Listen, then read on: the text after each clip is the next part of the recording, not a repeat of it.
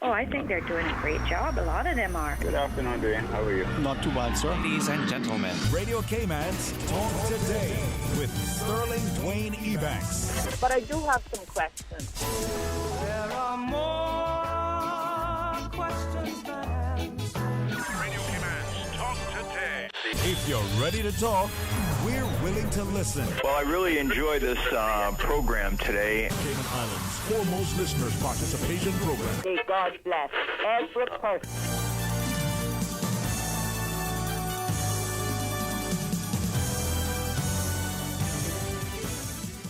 Hey, good afternoon and welcome.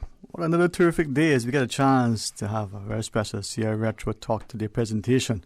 It's going to focus on a publication, a special way for us to record in written form, a book, a pictorial narrative of our Cayman Islands turtlers and schooners. The turtlers, the catboats, the schooners, along with the seafarers at one time or another from the late 17th century all the way through to the 40s and 50s were the mainstay here in the Cayman Islands economy. Now, always under the tutelage of the Right Honourable Mr. Loxley Ebanks, we expect to have, as usual, a very, very lengthy and exhaustive lineup of participants to help us narrate and to be able to sit on the sidelines and not just spectate but participate in our truly blessed history. So, Mr. Loxley, always a pleasure to sit with you. Thank you so much for inviting me to learn and to love and to live part of our history.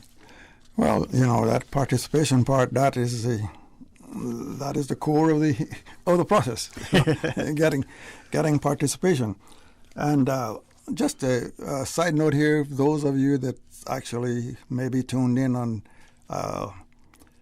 YouTube, the images that you will see coming up are the likeness of what is in the book when it is finalized, and you can get your hands on it, and you might want to even talk to somebody in the Catboat Club or some other folks about securing your copy later on down when it is published. But you look at those images up there, the history of the Cayman Islands turtlers and schooners, and some of the faces that you see on there are real familiar. They're real turtlers, I can picture up in the sound dock coming down, from the loading the flour and the cornmeal and trying to help my father move it, from the car. And that was when I was a boy. Imagine in the early days when you didn't have that sort of thing. Yeah, well, these guys was wrestling 300, 400, 500 pound turtle. Here we're struggling with 8 pound sack of cornmeal. There you go, yeah. And, we have in the studio with us Mrs. Susie Soto, who she along with the president of the Catboat Club, Mr. Jerry Miller, are two of the real driving forces behind getting this book out to where the public or Cayman Islands community can have it and look at it. It's a 200 page 200 pounds, yeah. 200 page book. And we were expecting to have Mr. Jerris in the studio here with us, but we may have to connect up with him by telephone in a little bit. But Susie, now I know, like I said, yes, sir. I said about you and Jerris, you all put in a lot of work on getting this publication to where it's at, just about ready to be printed. So just give us like a 97 second okay. 97 second of your involvement in here. Okay. The book was really started in 2001, and Jerris Miller was the one that wanted this thing done. And so it was first called The Turtlers. Then this happened, that happened over the years. Ivan, of course. Well, then Ivan, he didn't play a part in it. Ivan did play a part in it. But it kept going on. And so in 2.5 years ago, or 3 years ago, was it? I can't remember now. It was so long ago. The book was handed to me to revise, rewrite, and finish, which I did. It's done. My Christmas present to myself. But I've had wonderful 97 seconds is up, right? No, you got four more seconds. I've had you sit by me Heber Arch, Cam Jackson, Jairus Miller. I've been to Sam Powery. If you see Sam up there and Sam's listening, hi, and a shout out to Frank Connolly up there on the right. And oh my gosh, some of the turtlers and Gina, Gina's grandfather. I mean, it's just so. These were Iron Men, and it's about Iron Men and wooden ships. Well, I was thinking the other day, looking at this collage that we have, and those of you on YouTube, you can see it up on the screen.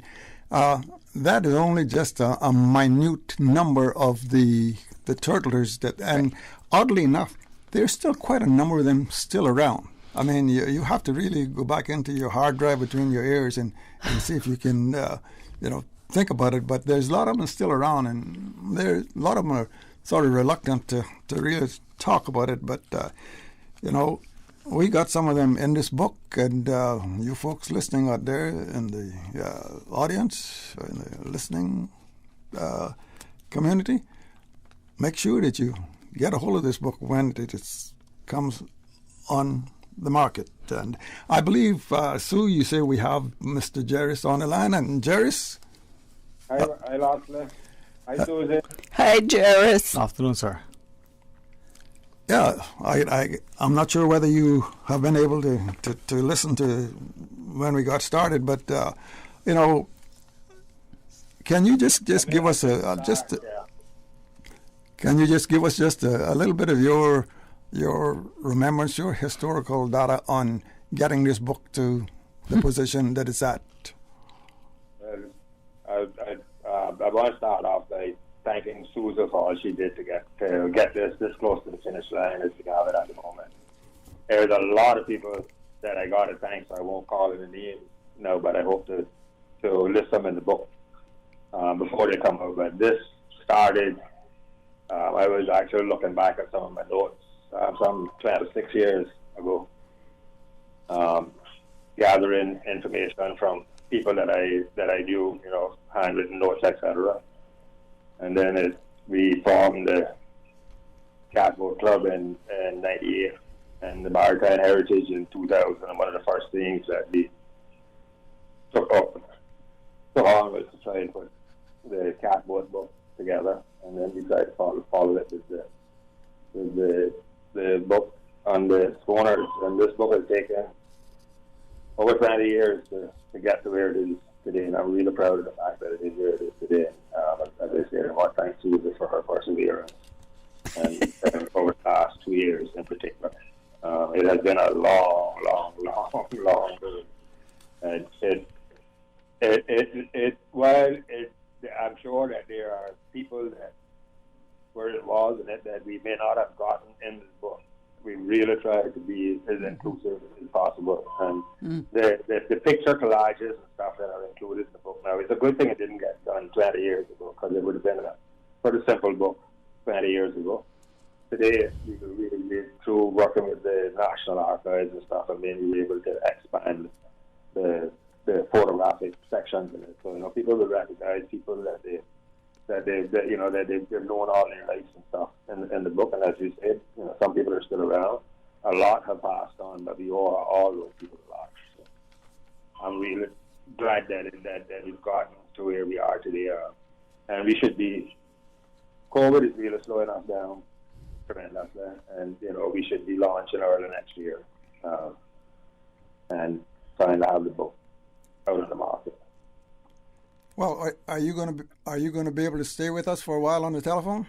Yes, I can see it. Well, I want to thank Jairus too, because there were at least 500 emails between Jairus and myself, especially in the beginning, because there were lots of changes that had to be made, and so he was very good, and he's very knowledgeable, and we've done some great stories together.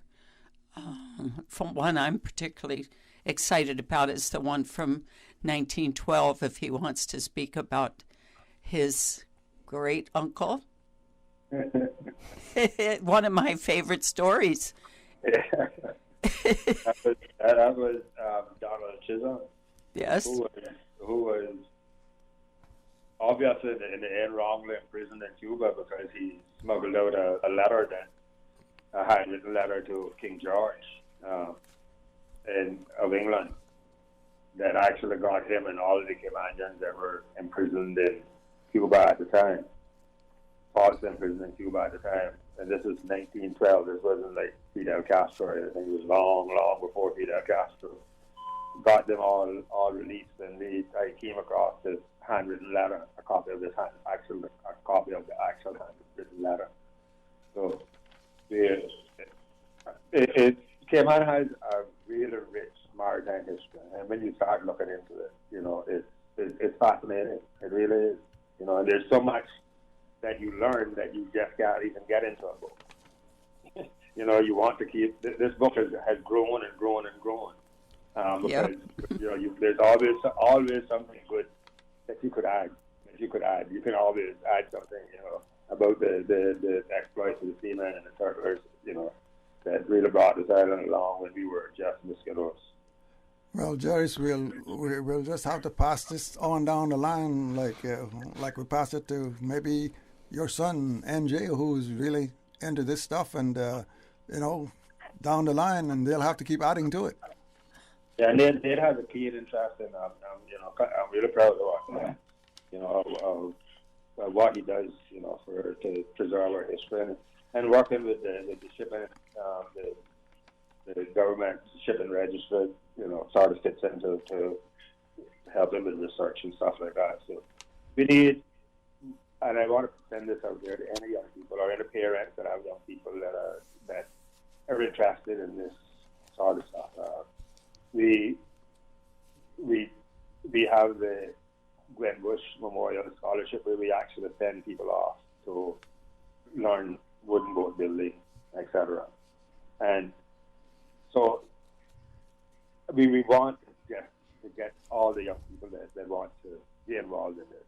There's lots of opportunities to represent to highlight their skills. I mean, there's all kinds of things that we can do. But young people are really good with the computer and with things like writing books. There's a lot of information that we have still that could be compiled into another book, and another book, and another book. And I think the stories are absolutely worth telling. But it's a lot of work.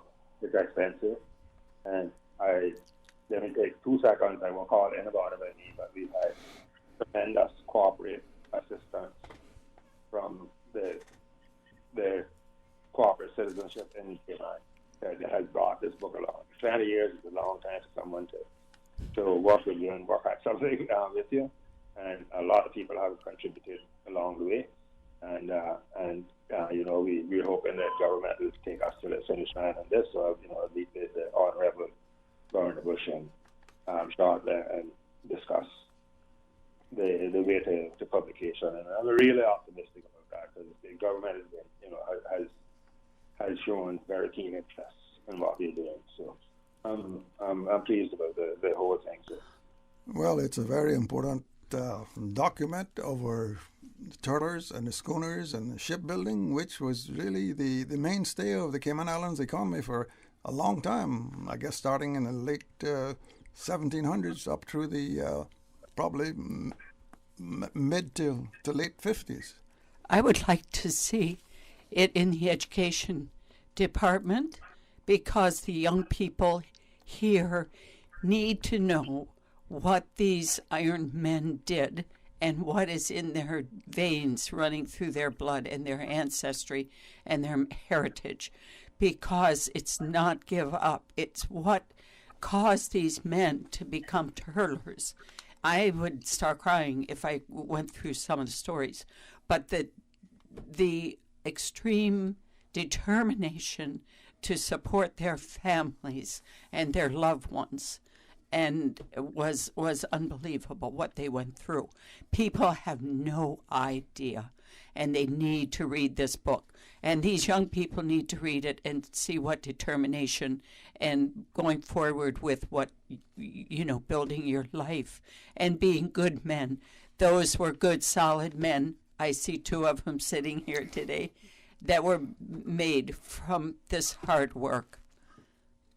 Well, we are going to be connecting up in a little later with some of those guys who really, spent a lot of time out there on the Keys and pulling catboat sails and oars and to wrestle these turtles. And right after, just before that, I think it's time that we got to go to take a commercial break here. And when we come back, we hope to be speaking with Mr. Denniston Tibbetts, who's the president of the Cayman Islands Seafarers Association. For medical lab services in Cayman, go straight to MedLab. For a full range of medical services, pleasant, clean and comfortable environment, no long lines and affordable fees, visit MedLab at the Smith Road Plaza. Open Monday to Friday, 8:30 a.m. to 5 p.m. and half day on Saturdays. Call 949-7331 to make your appointments. For medical lab services in Cayman, MedLab. Ask our professional team about the benefits of cutting-edge technology with MedLab's new state-of-the-art digital mammogram machine. At Subway, we caramel a lot about our customers, so we decided to give you 2 treats in one with the new Caramel Apple Cookie. Enjoy cinnamon apples, caramel bits, and salted caramel crunch baked in, and topped with a drizzle of caramel-flavored icing. Gooey, crunchy, and yummy. Complete your Subway sandwich, pizza, or salad with the delicious Caramel Apple Cookie or any other cookie flavor and dessert available for limited time at all Subway locations. Subway, eat fresh. The Cayman Islands Chamber of Commerce Pension Plan. We're here for you. Please be advised that the pension contribution holiday has been extended until 31st of March, 2022. Employers and plan members should ensure arrangements are in place for salary deductions and remittance following this date. The Cayman Islands Chamber of Commerce Pension Plan, keeping you informed. For further information, visit chamberpension.ky. And for information as it happens, follow us on Facebook, LinkedIn, or Instagram. Email admin@pensions.ky or call 745-7630. We're here for you. The Ministry of Education invites eligible Caymanians to apply for overseas government scholarships for the 2022-2023 academic year. To apply for an overseas government scholarship or learn more about the various scholarship programs, please visit the recently upgraded scholarship application portal at www.moescholarships.gov.ky. Applications close on Monday, 31st of January, 2022. Talk today. But I do have some questions. Talk today. Cayman Islands' foremost listeners' participation program. Talk today. Because there are more questions than answers. What the public is saying. Waging to take your calls right now. Sterling Dwayne Ebanks.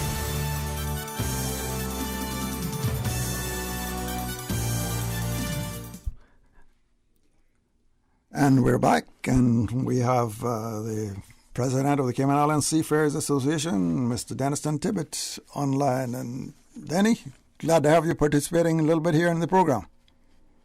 Thank you very much, Mr. Loxley. A pleasant good afternoon to you and your listeners. Afternoon, sir. Well, Sterling Dwayne, you're there too? Yes, sir. Good afternoon. How are you today, sir? I don't want to tell you. All right. Well, sound like we need to have a fish tea. I'm very thankful to be alive. Hi, Mr. Denniston. Me too. I can't get up out of the chair today, but I'm still here. Miss Susie, how are you, ma'am? I'm doing great. Oh, anyway, we've got this book almost to the finish line here. It's a 200-page. 20 pound.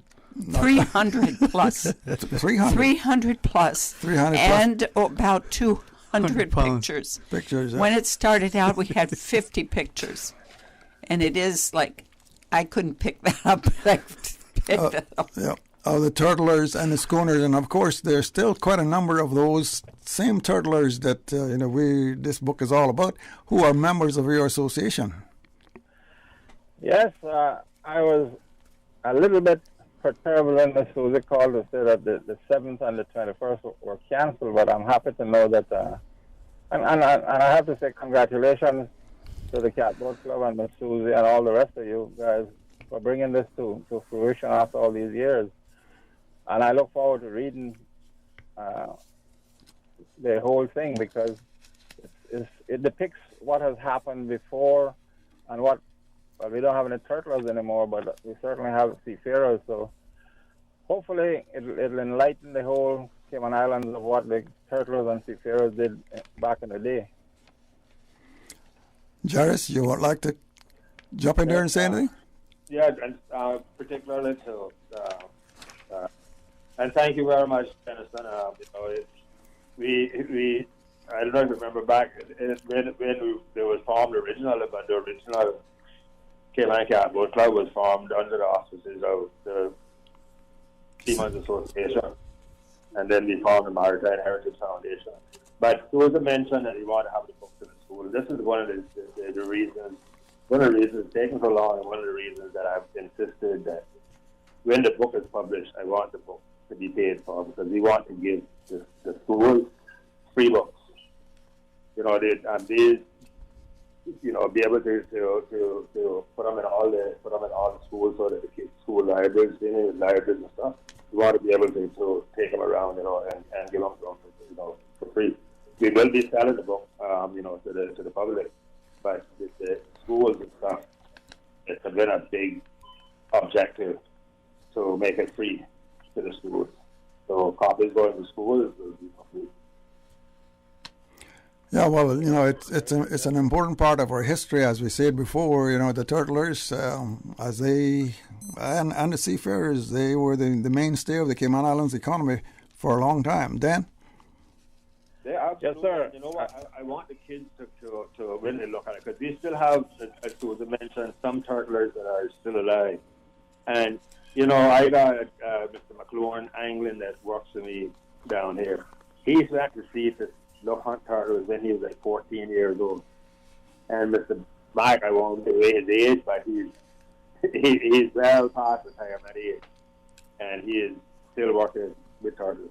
Wow. But the kids back, those people that you would see in those pictures, they were having to go out from the time they were like 16 years old. 16 years old, you were a man back then. So you were put on a schooner and you went out. Some of them at 12. A lot didn't make it back. I mean, there's a big monument in town that, once again, Susan had a lot to do with, that shows you how many people didn't make it back. Most of those people, when you check their date of birth, were quite young people, in their teens and their very young 20s.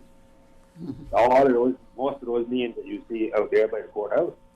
So, that's how they had to struggle to bring Cayman ahead. And they were, again, when it came to turtling, the whole Caribbean, there is no other country that refined the turtle industry, that understood how to hunt turtles, how to get them. No other. It's so strange that none of these other islands really made that a main source of protein.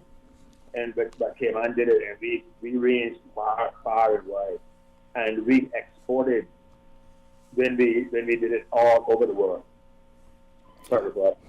And when you put that in perspective with the fact that these people had to go, but there were times when the turtles were available, it was during the hurricane season. They had to overlap with some of the hurricane season in order to catch the turtles when they were going to the feeding ground over in the Philippines. It was fraught with danger, and a lot of people did make it back.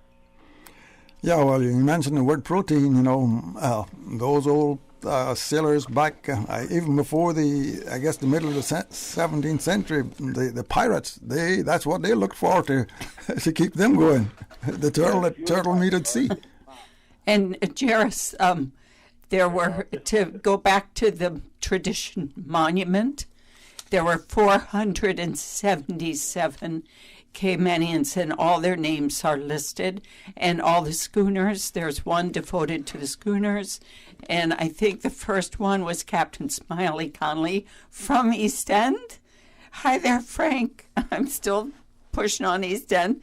The names are there of Captain Smiley Connolly and his ship that he built in the late 1800s and went as far as the South America, up to Boston, to New Orleans. And it's amazing when you think in the 1800s, I guess some of them in the 1700s, and they went all this way.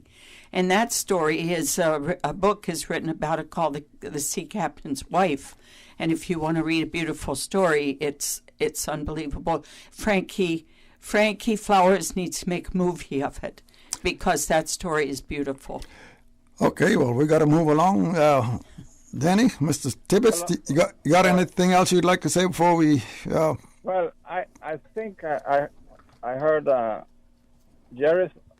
Is he on the line or is he live? No, he's on the line.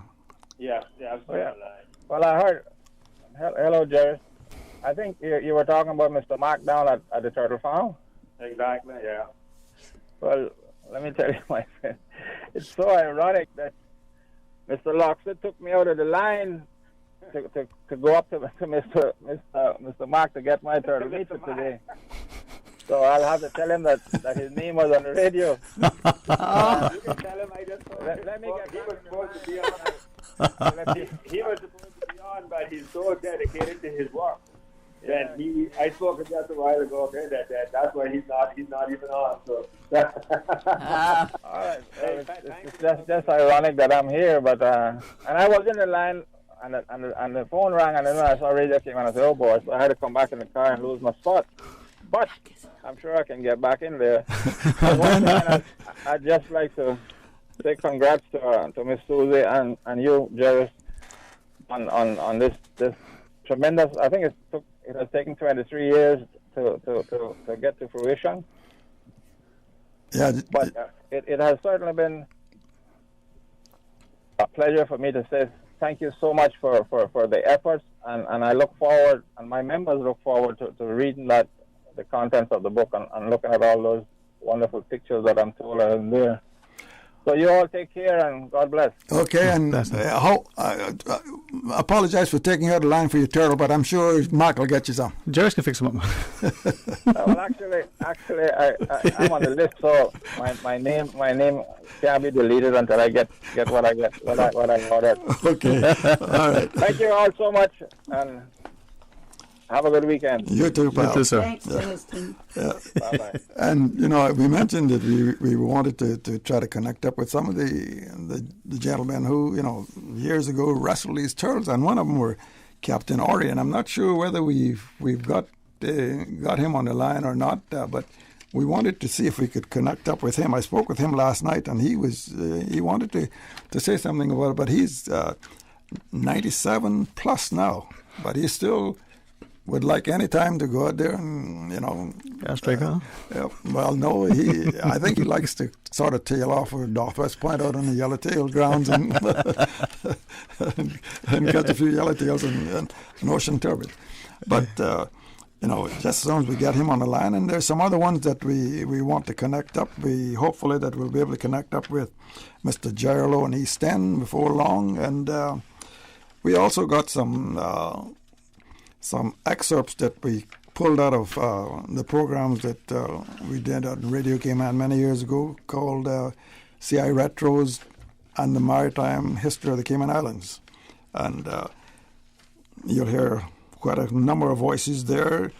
And we also, hopefully, that we'll be able to connect up with Captain Owen and Joe Groves. And so stay tuned. I think we're coming up pretty soon to a commercial break, and I think Susan over there on the controls, she'll bring you those commercials. Gotta make the money.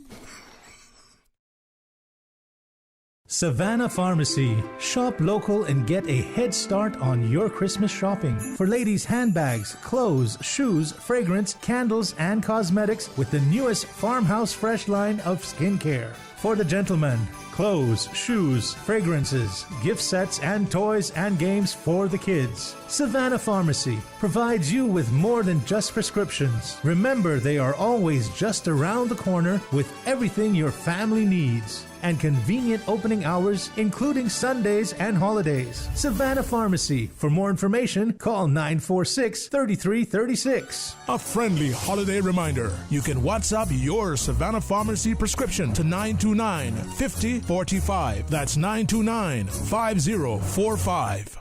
Freedom, Cayman Rock. Freedom, Little Cayman. Soft breezes, blue waters, no traffic.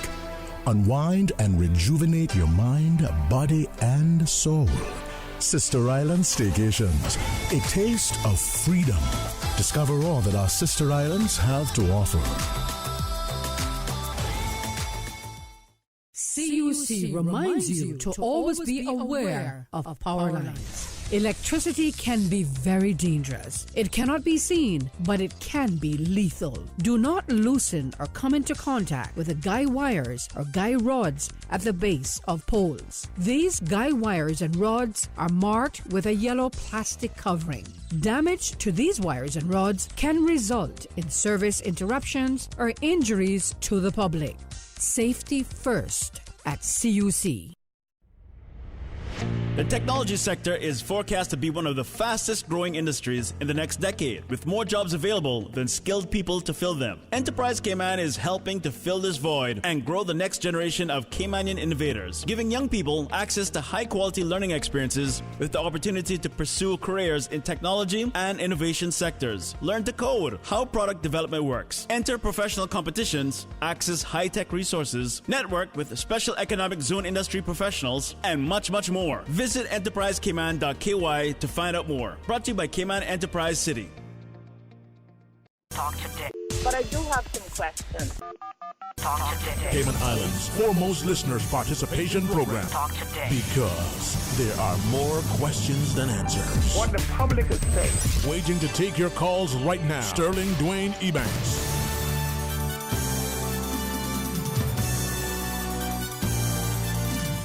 Good afternoon. Welcome back, and thank you so much for joining us. It's really an honor, a privilege, and a distinct pleasure to be able to sit in the company of Mr. Loxley Ebanks and regale about her history, and to be joined by good folks like Ms. Susie Soto on the line, Jerris Miller, and Mr. Loxley. As I listen to this, it swells your heart with a great sense of pride. It imbues within you that obligation to pick up the mantle and to know that you hold your head high. We talk about the Iron Man and wooden ships, but we also see through the eyes of our fathers the love, the respect, the reverence that they had for their wives, their mothers, their daughters. So it isn't just about the man and the woman, it's about the entire community.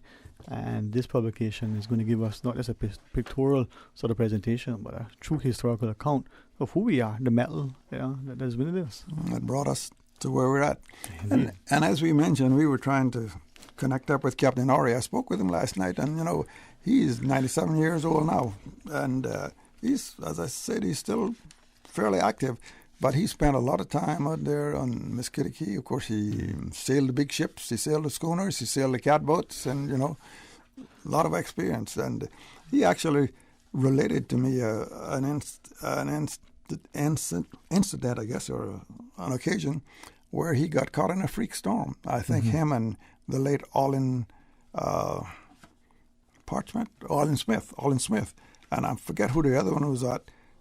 A freak storm, and they were in the storm for quite a number of hours, and it was at midnight. The boat, and they were in a catboat. Boat turned upside down, and they were up on the keel of the boat for hours and hours at night. And he mentioned that they were in shark-infested waters. Now, they had been out turtling, and they got caught in this freak storm because you don't know when bad weather is coming in, and he's saying to me, I don't know whether some of the listeners, hopefully, they might have some familiarization with it, but there's a thing called sea fire. At night you can run your hand through, or your foot or whatever, through the water at a advanced speed, more or less, fast you could go, and it creates what they call a sea fire. Now, there's also, I think, a legend that when you see that, there's sharks. Yeah. And they were in known shark-infested water. And he mentioned sliding down, and this would be on the bottom of the boat, and putting his foot in the water and seeing if he saw any sea fire, because they had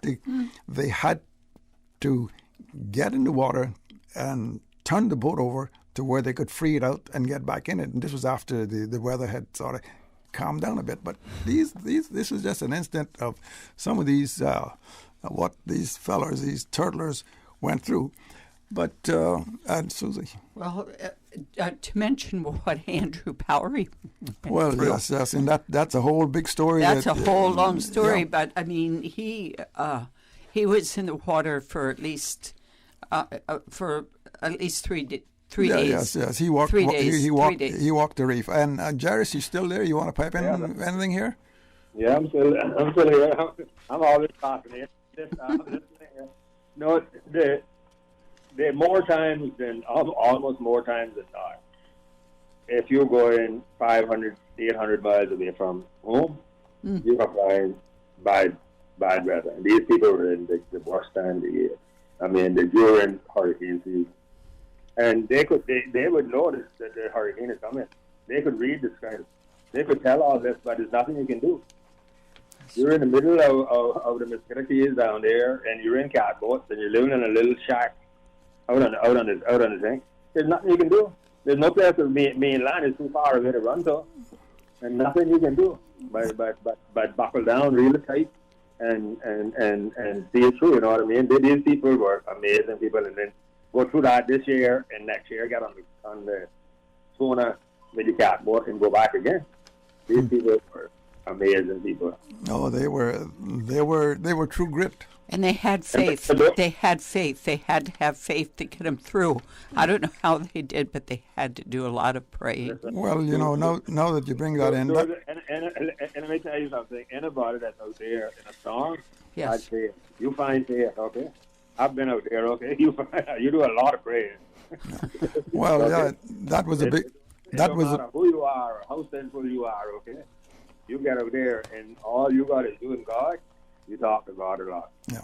Well, that was a big part of their existence. You know, stories are related that, very few of them done any what they call fishing or turtle tending on Sunday, and they would usually try to bring all the schooners together up at some meeting spot on Sunday, and they would dock up side by side, and they would actually have worship services on board those schooners, and all of the fishermen, turtle fishers that could get to that position, they would join in Sunday morning service. Well, we got to move along here, and we're going to go to the east now, way up there in the eastern part of our island. And before we do that, though, we got to mention we had a lot of turtlers also on Kimon-Bragg, but we'll go up to the east through the magic of Marconi and Alexander Graham Bell, and we will talk with Mr. Gerlo on the telephone. Mr. Gerlo, you there? Yeah, I'm still here. Hey, man, it's good talking with you today. I know that you spent quite a bit of time out there on Mesquite coast too, so maybe you can just relate to us, a little short piece about your time out there. Yes. Good evening. Afternoon, sir. Nice to speak with you all. I've been out there for a lot of. Good evening. I've been out there a lot of time turtling, but I had never got in no hurricane. The biggest hurricane I got in was nor'wester. That used to be big too. Yeah, definitely. God, you want to say you could run to Mosquito guy? We used to be at Diamond Spot most of the time, and by the time you get to Mosquito, 18 miles from Diamond Spot, that's you could get drawn. Nobody knows it where you go. Yeah. So, well, let me ask you, out there fishing and you mentioned diamond spots, which was, I guess, a little key that you had your hat on. No key. It was just over the water. Just over the water. Yeah. Okay. Shallow bar. Okay. Yeah, you build a hut there. Yeah. That's how we used to live. Okay. The food that you had, you mostly ate from the sea, fish and turtle and. Yes, we used to get take all our food from here, Cayman Island, and take it out there, and then we always get fish and turtle. Oh. Here, Sunday morning, we used to have turtle. Yeah. Okay, let me just walk you through just a little section of it. Getting up in the morning, and usually I suppose you got up around 2 or 3 o'clock, 3 or 4 o'clock in the morning to go out. Yes, sir. Always 3, 4 o'clock. Yeah. Okay, would you have coffee and a little piece of cornbread or something like that, or you'd go there empty belly as We always used to have a little food for them to eat, but cook up. 1 or 2 times I was cooked there. Oh, okay. I know what I'm talking about. Yeah. We used to make bread and all of that. So they'll get them in the morning and make the bread, or to get a cornbread, coffee. They go, and by the time they come back 11 o'clock or 12, I'm ready for them with their lunch. Yeah. And you'd have them cook up some cornbread and all that kind of stuff. All that kind of thing. that's why I learned to do most of my cooking, you know. Yeah. Well, and I still do a lot of baking too. Oh, there you go. Well, we'll have to come East End sometime and get a little piece of Gerlo's cornbread. Yeah. But you know, they always say that East End used to have the best food, but I don't know about that, but I know we used to have a lot of it. Oh, yes, yeah. Well, you know, one other question now. I know you didn't have much to sleep on other than just a board. Oh, no, just a hot board. Yeah. Yeah. I know some of the folks took what they call the plaid trash bed with them, but that oh, yeah. You see what we used to live between the men bar and the Skidakee. The men bar was 12 miles from the probably used to be on Diamond Spot, on the shallow bar there. You go down there and build your hut in one day. Captain Allen would bring us there, put us off, we build our hut and get into it by night, and then we build our crawl the next day for the turtles. Yeah, it was quite a job to even get ready to go fish for turtle. Yes, quite a bit of because sometimes you set your net there, somebody couldn't get there until 2-3 days afterward. Yeah, well, I know you still do a little bit of knitting. Oh, I do everything I do now: knit, plait. So, Lord, right now I just get 2 layers piece of rope. Oh, there you go. That's rope.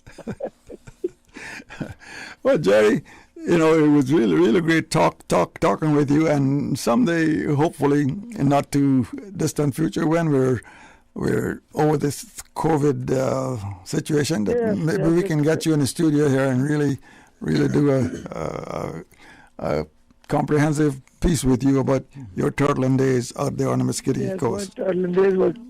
Well, I like to do because sometimes I go there for 2 months. Yes. So you'd be out there sometime for 8, 10, 12, 15, 16 weeks, depending, I guess, when yes, sir. When the schooner would come to pick you up.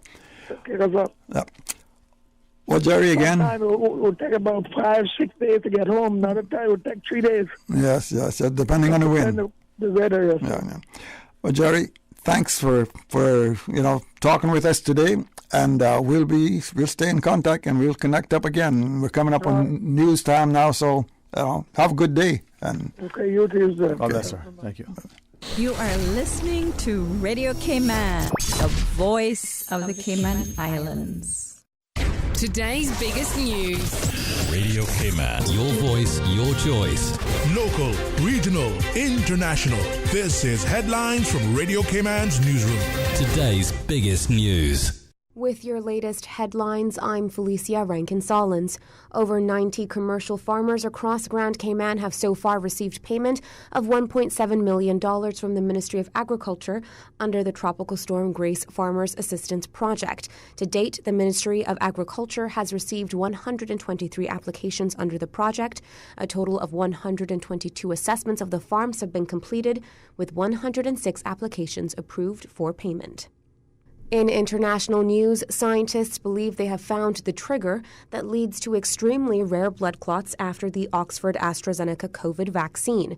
The team in Cardiff and the U.S. have shown in detail how a protein in the blood is attracted to a key component of the vaccine. They think this kicks off a chain reaction involving the immune system that can culminate in dangerous clots. The vaccine, however, is thought to have saved about 1 million lives from COVID. Families who lost loved ones during the pandemic have said they are sickened by a number 10 Christmas party held during last year's COVID restrictions. The party took place on December 18th, with a source telling the BBC several dozen people attended the Prime Minister's home, but the COVID restrictions operating at the time banned such events. Prime Minister Boris Johnson, who was not at the party, said no COVID rules were broken, but number 10 has refused to explain how partygoers complied. Germany will ban unvaccinated people from shops and bars unless they have recently recovered from COVID. Chancellor Angela Merkel says a nationwide vaccination mandate could be imposed in Germany from February 2022. These are your latest headlines. I'm Felicia Rankin-Solins. For the latest in news and information, follow Radio Cayman on social media, Facebook, Instagram, Twitter. Download the Radio Cayman app or log on to our website, radiocayman.gov.ky. Radio Cayman is pleased to feature this special Sister Islands historical vignette brought to you by the Ministry of Tourism and Transport. Explore your history, explore your land, explore your Sister Islands. The coconut industry on the Sister Islands boomed between 1890 to 1915, with annual exports exceeding 1 million per year. In 1906, the industry peaked, with the Sister Islands accounting for the entire export of the Cayman Islands. A coconut disease had previously killed off all of the trees in Grand Cayman. The industry was so successful that the government of the day went as far as to impose a special export duty. However, on Friday the 13th, 1915, a hurricane of unprecedented severity devastated the island of Cayman Brac, rendering most homeless and decimated 98% of the coconut trees on the Brac and 40% of those on Little Cayman. To add insult to injury, the coconut disease that struck Grand Cayman would soon arrive in the Sister Islands. During the 1920s and 1930s, efforts were made to revive the coconut industry, but the efforts were modest and the industry failed to reach its previous level of prosperity. Information from this historical vignette was sourced from Founded Upon the Seas, A History of the Cayman Islands and Their People by Michael Creighton and the New History Committee. Radio Cayman is pleased to feature this special Sister Islands historical vignette brought to you by the Ministry of Tourism and Transport. Explore your history, explore your land, explore your Sister Islands.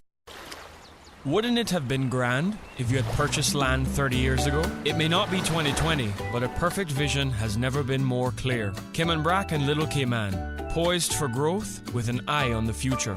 Your land, your history, your future.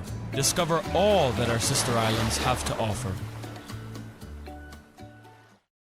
We may be in Christmas shopping mode, but 'tis the flu season too. Savannah Pharmacy has immune system boosters for the entire family with a range of vitamins and supplements. Their knowledgeable and courteous pharmacists are always available to offer the best advice and products. Remember, they are always just around the corner with everything your family needs and convenient opening hours, including Sundays and holidays. Savannah Pharmacy. For more information, call 946-3336. A friendly holiday reminder. You can WhatsApp your Savannah Pharmacy prescription to 929-5045. That's 929-5045.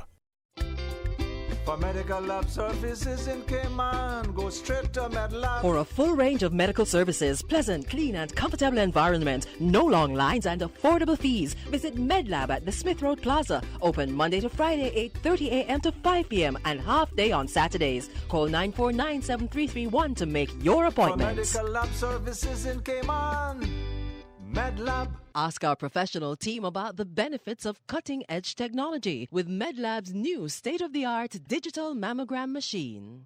Talk today. But I do have some questions. Talk today. Cayman Islands' foremost listeners' participation program. Talk today. Because there are more questions than answers. What the public is saying. Waiting to take your calls right now. Sterling Dwayne Ebanks.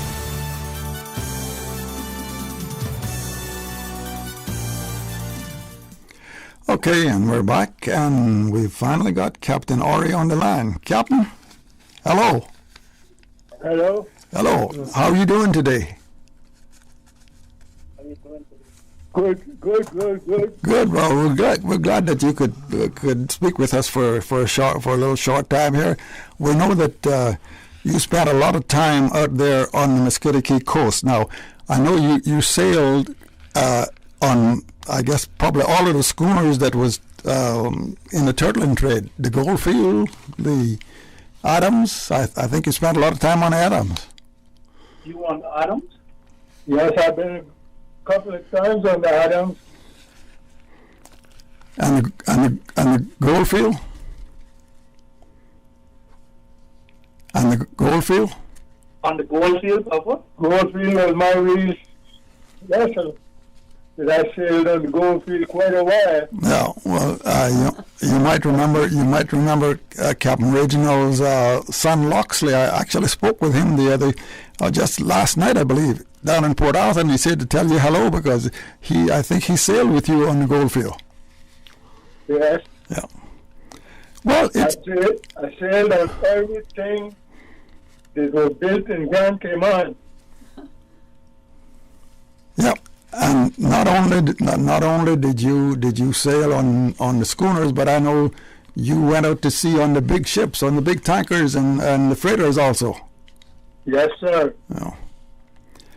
The Ottawa was the biggest tank I sailed on. Yeah. Bosun on her. Okay, and bosun, you know what? And that's the man that's in charge of all the deck work, making sure everybody's doing what they're supposed to be doing. Oh, well, yes, sir. What, Cap? What was you think the biggest turtle that you caught while you were out there on the Muscogee coast? Well, the biggest turtle we caught was, we called that a trunk turtle. A trunk turtle, what 400 or 500 pounds? Yeah, we took him to Key West, Florida. A trunk turtle, you don't eat that. Okay, it's yeah, they call it a trunk turtle. Yeah, it's big turtle. Yeah.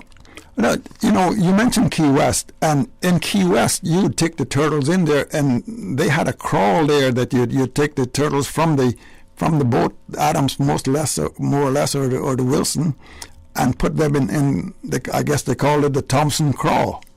Yeah, he was 875 pounds. Well, that was a big one, that's for sure, 875 pounds.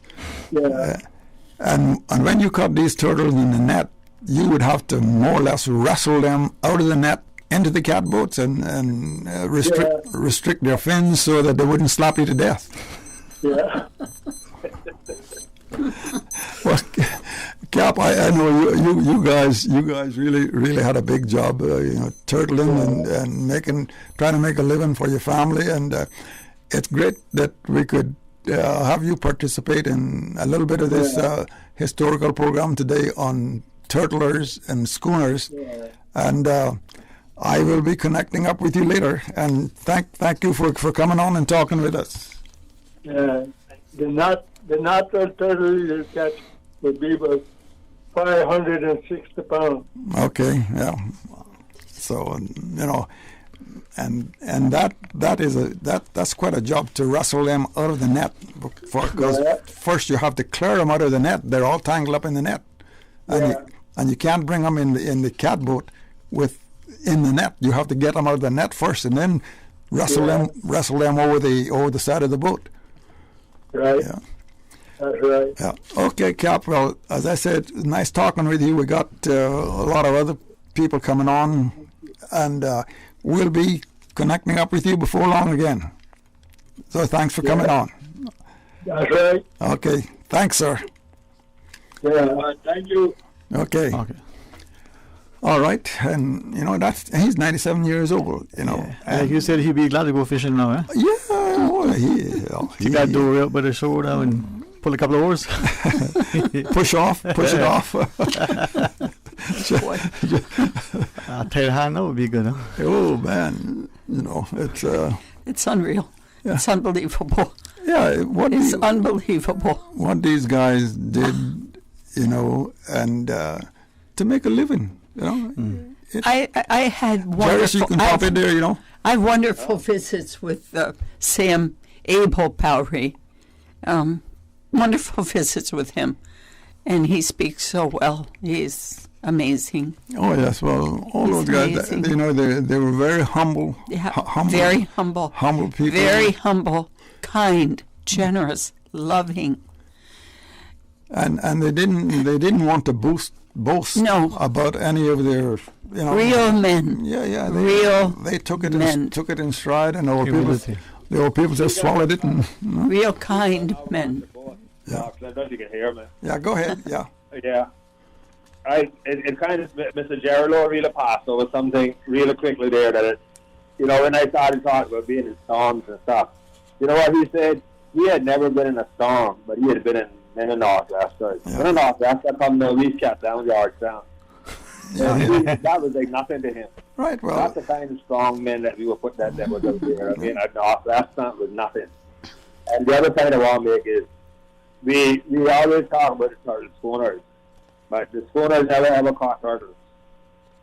The schooners took catboat over to the turtle ground, and the schooners didn't hang around. They left the catboat people there. But all they had was the catboat. They had to take their own water. They had to take their own sticks because there was no line. There was some mangroves and stuff, but they like Stingray said, about a lot shallower. They would take a stick and build a hut on stilts, and that's what they did. Then when you go by the next year, there's nothing there because weather would have taken it away while they were gone.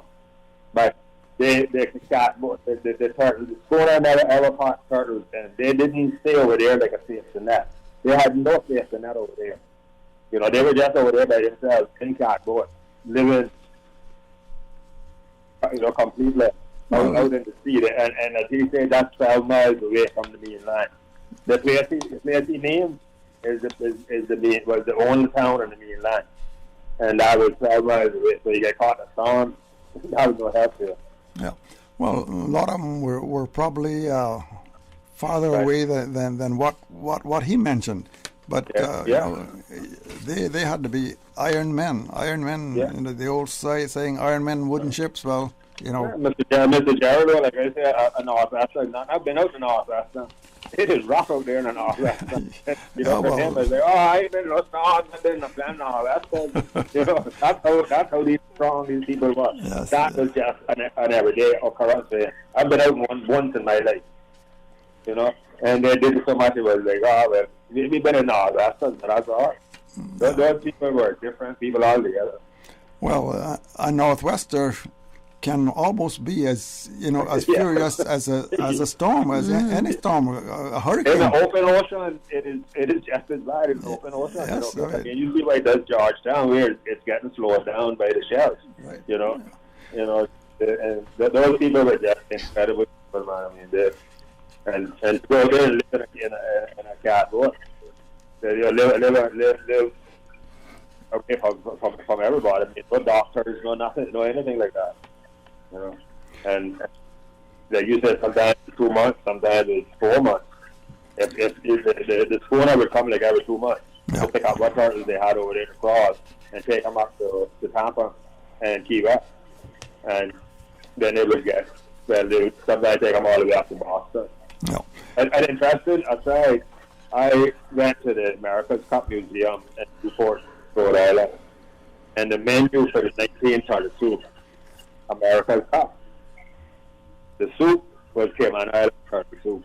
Oh, yes. The menu and the cream and the and the soup that was served was Cayman Island turtle soup. Well, we'll have a little reference to that coming up in this next cut that we're about ready to play for you.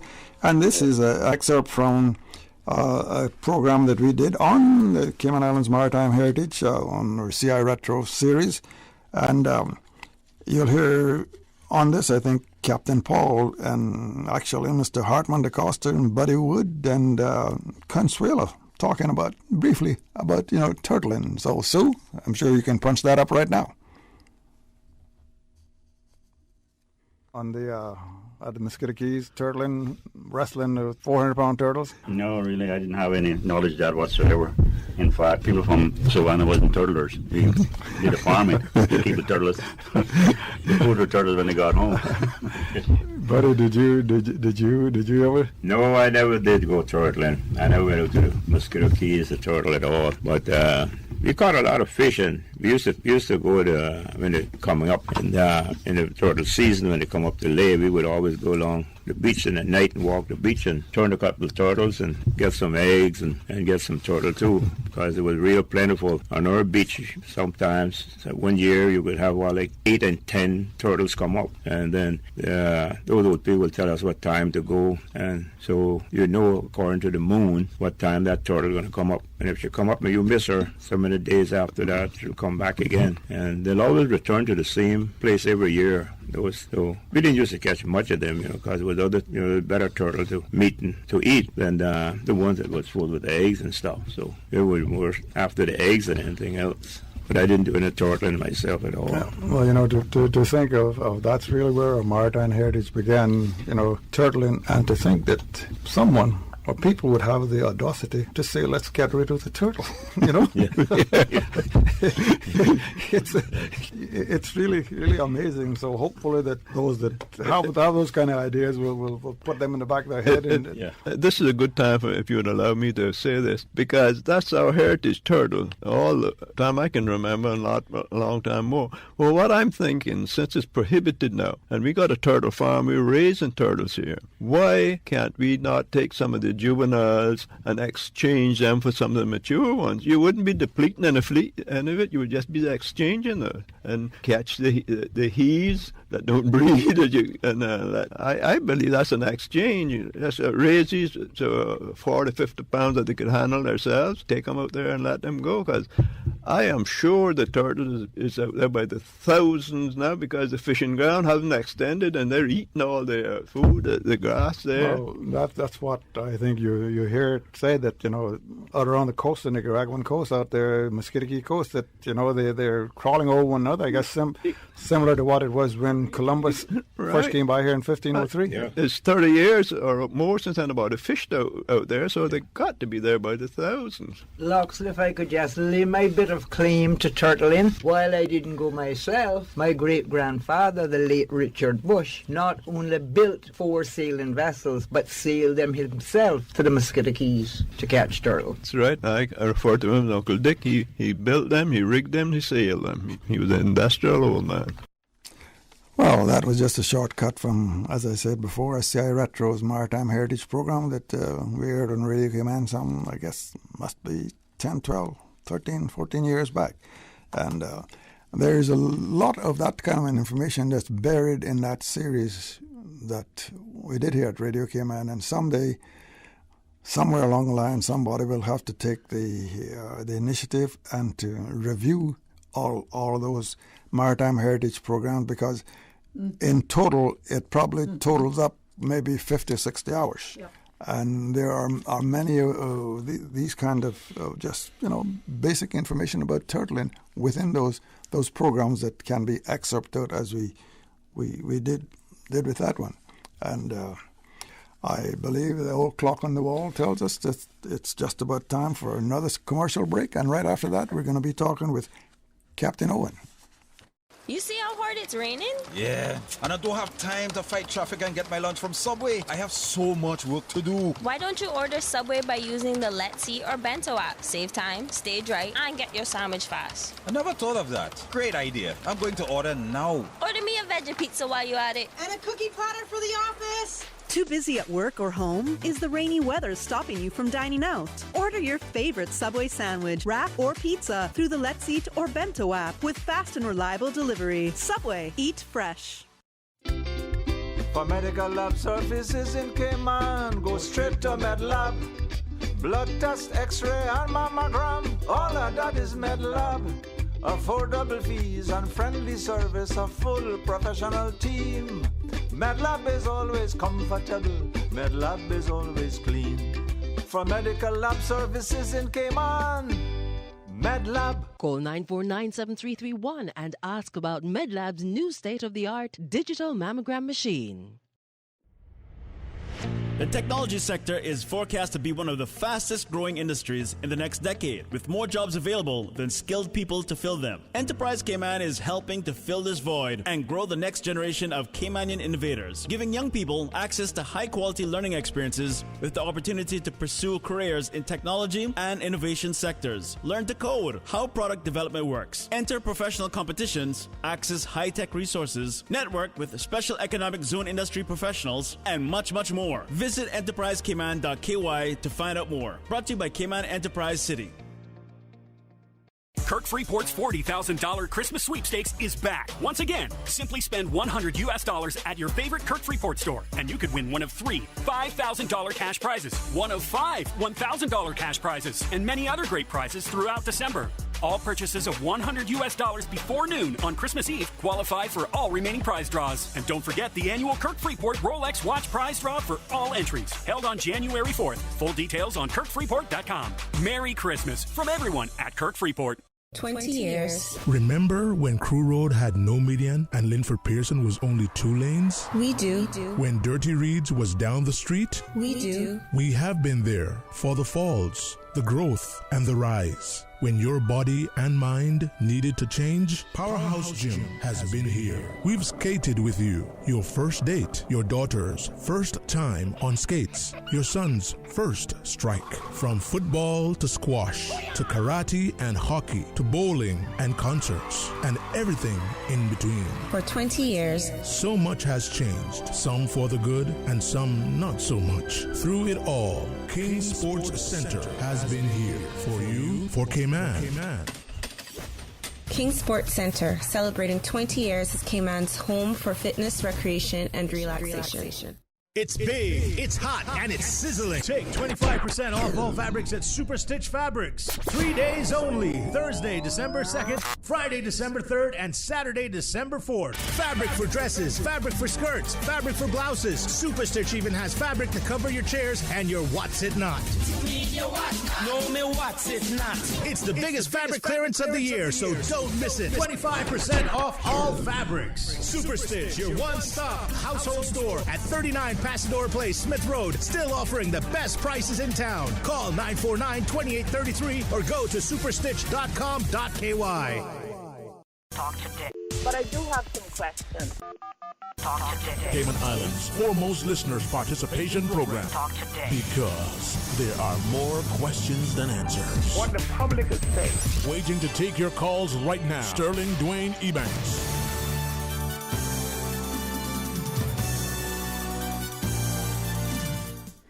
And we're back. CI Retro's Talk Today presentation on the Cayman Islands, the history of turtlers and schooners. And as we mentioned before, turtlers, the seafarers, and the sea crafts, the schooners, the catboats, they were the mainstay of the Cayman Islands economy for many, many years.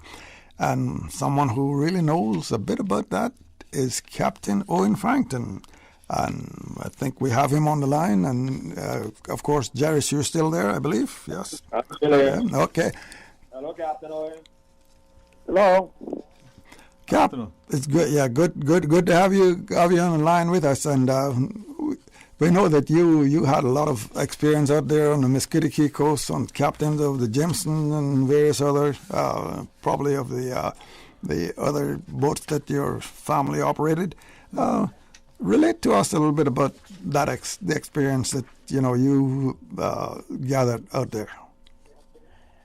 Yeah, Loxley, talking about turtling is a long story, but I'm not going to go into it because I'll take too much time. But I can tell you this: it starts with having a schooner built in Grand Cayman and having it fitted and have it crewed by Caymanians, and then to start preparing to make that trip to the Mesquite Key. You start with knitting nets, preparing.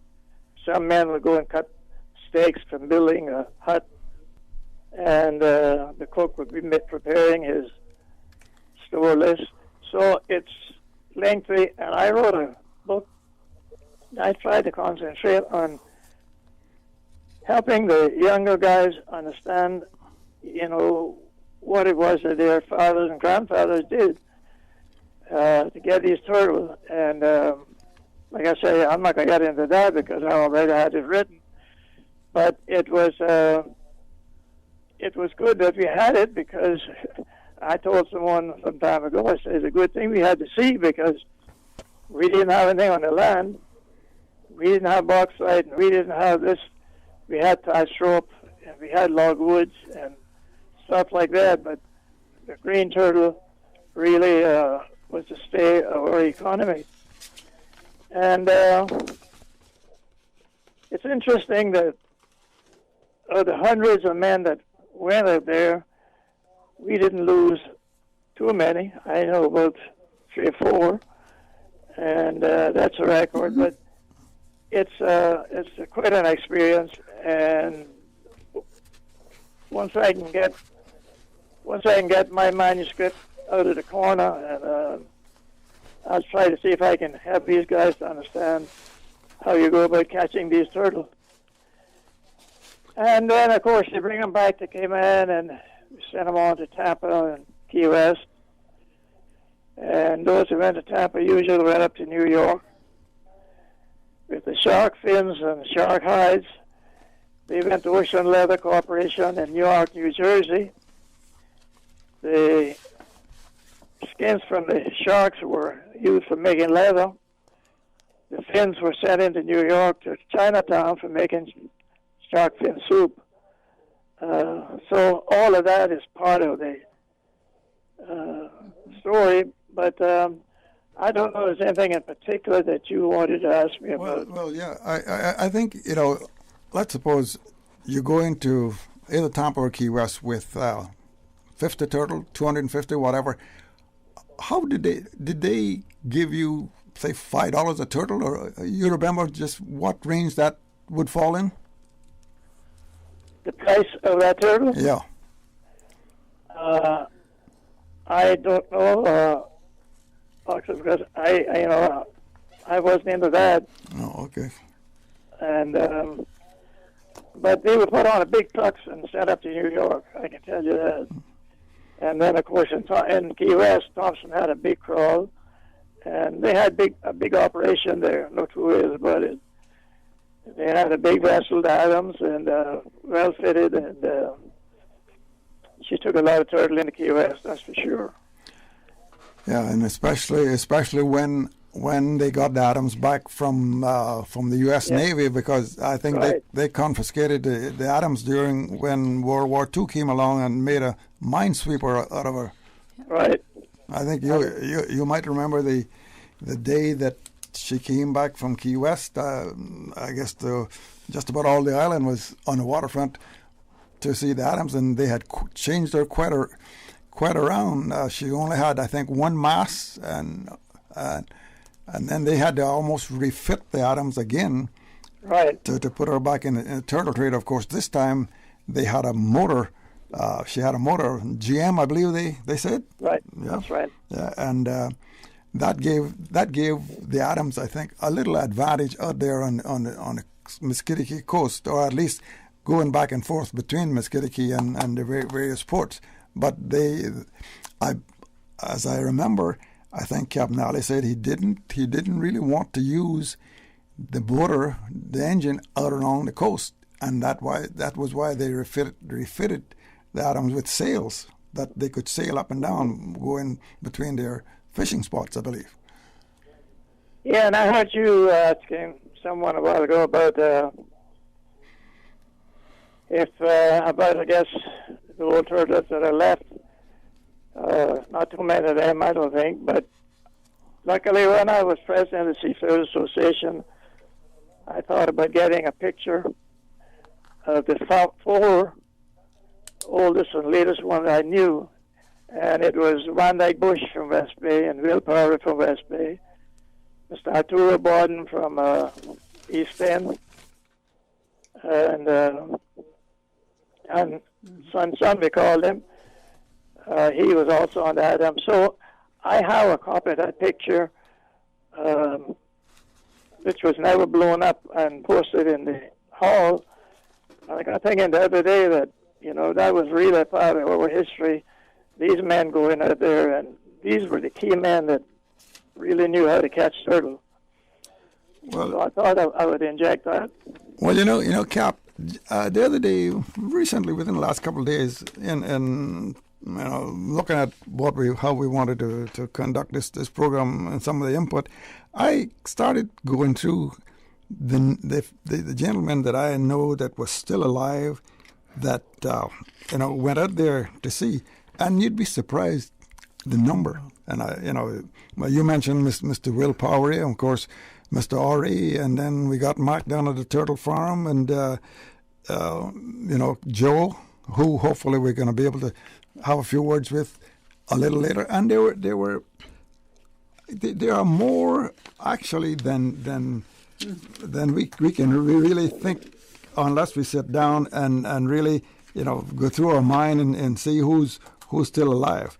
I think it would. That is true. And Loxley, one thing that I guess hasn't been mentioned yet, but I have it in mind, that the University of Cape Ann was out at Mosquito Key. That's right. Yep. That's right. That's where the training, was. And of course, after a while, from schooners, they became motor vessels and all of that. But that's where the training. That's where they got the training. A lot of these. For instance, I took a boy. He didn't know how old he was. All I know, he looked hungry and he wanted to go with me, see if he could better himself and help his siblings. And unfortunately, he is not well now. But our friendship continued on from that day until now. And so a lot of young guys went out there, and they got, drilled and trained, went on to sail larger vessels. So the story is quite lengthy if you cover the whole thing, but. Well, I think this book, the history of the turtlers and schooners of the Cayman Islands, will give the community and those other who may want to purchase one a little later, a sort of bird's eye view of the scope of the turtlers and the schooners, and it's I think it'll be, as we want it to go into the schools, which will help educate the younger folks about the turtlers and the schooners. Yeah, definitely.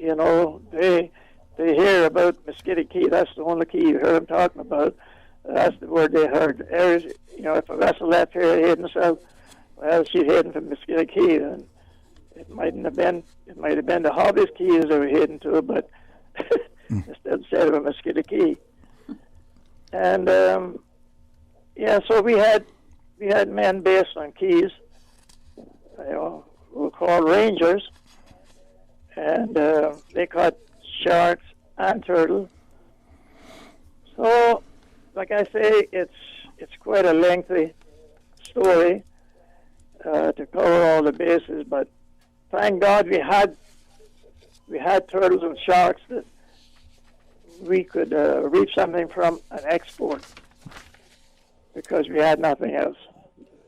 And we need to thank God for those days and for those men. And we need to thank God for the men who came before us, who taught us, how to do these things.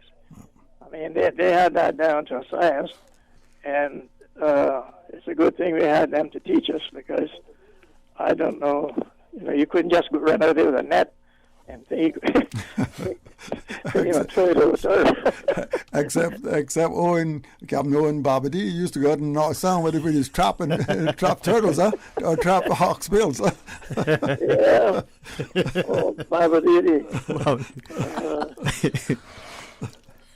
I can give you something on him, so because I feel glad that God gave me the patience to try to understand him.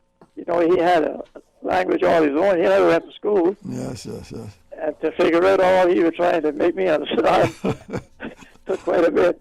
Well, Loxley, I don't want to take any more time unless I don't know how much time you have. Well, I don't know whether Jairus got anything he would like to. Yeah, that picture that you see, if you can through Loxley, get a copy. I might be able to convince Susan that we could add a page to the book. This book keeps growing, but those are the kind of things that we want to capture. So if you're not going to publish it and you want to pass it on to the Maritime Heritage Foundation, we will certainly keep it for posterity. Yeah, I'd like it. I'll look it up. I want to get it, Mr. Owen. I beg your pardon? I want to get that picture. Is this Sue? Yes, dear. How are you? You changed your voice today, huh? No. I'm just here under Loxley's supervision. I apologize that I never did get to your house, but I could get there one of these days, hopefully. Okay. Anytime. Okay. You can come and dictate some stories to me, and I'll be happy to type them up. Well, Cap, we're thinking about getting all the somewhere, hopefully in the near future, all the Henning Beach, Lorraine Reef gang together. We spent a lot of time out there on Lorraine Reef, so I think we ought to get together and reminisce a little bit before we all move on. Huh? I think you should. Let me ask you this before I let you go on the Lorraine Reef. Why did we say build them up, Lambert, higher than that? No, it was roll him, Big Billy Lambert, roll him high, higher than that. And while we were making those chants, the waves was coming in maybe 6, 7, 10, 12 feet high, and we were still singing roll him high, roll him high, roll him high. Oh no. Cap, nice talking with you. Nice talking to you all too. And Sue, I look forward to talking to you later. Okay, I think it would be nice if we could get all the turtlers that are alive together and get a luncheon or lunch, I think that will and get a picture. That will have to be planned into the launch. I think launch so. Of the boat. And a picture. Yes. Again, thanks a lot, Cap. Okay, Captain. God bless you all, and God bless the memory of all those who've gone before us. Yes, sir. Oh, bless him. Thank you. Well, I don't know if you look at Susan, see if you need to take a commercial break at this time. So, do we? Okay. She said we can talk a little bit more. Okay. I don't feel so bad, no. Yeah.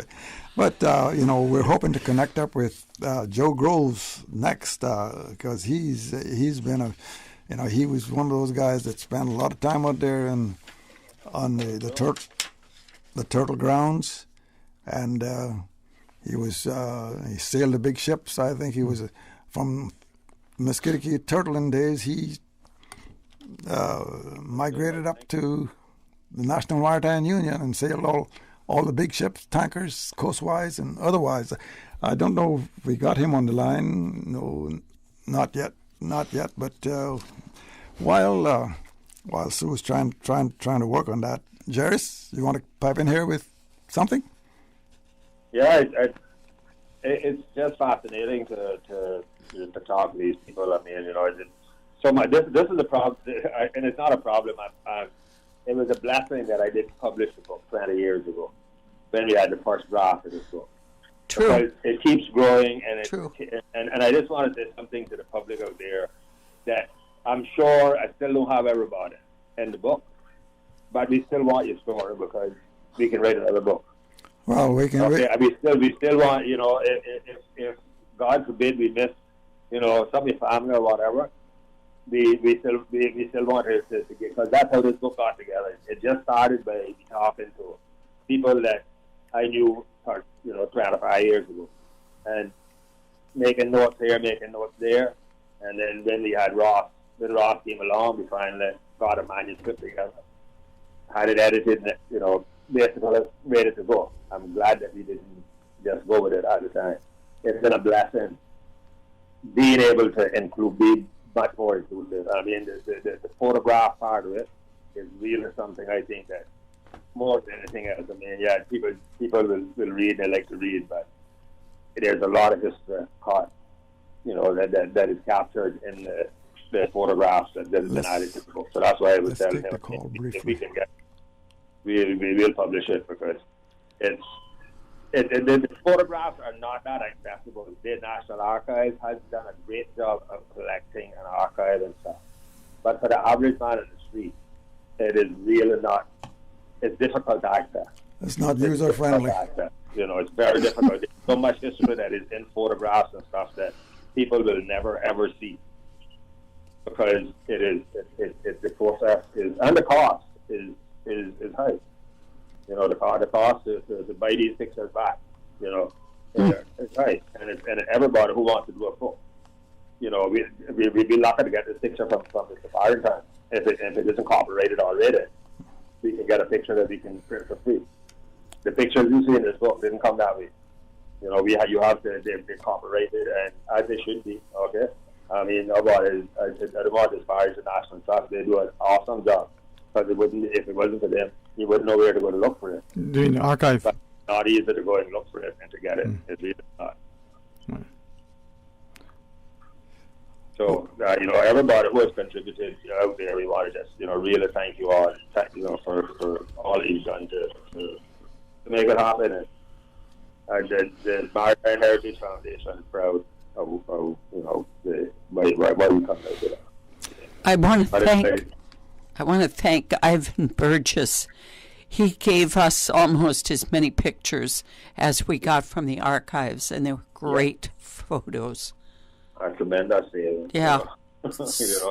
So many good pictures, and I even somebody like Gina Ebanks Petrie, she was driving in her car, and I had bothered her so much, and I wanted that picture by that day, and boy, I called her, and she even had to pull off the side of the road to get the picture to me. So, well, I have to say thank you. There are a lot of pictures out in the community that I've tried. We've never seen before, but I have tried. And you folks listening, if you've got some of those pictures of those turtlers and the catboats and the schooners, actually call Jairus or myself or Susie, and we won't take your picture. We'll take a copy of it and do what save it for. All right.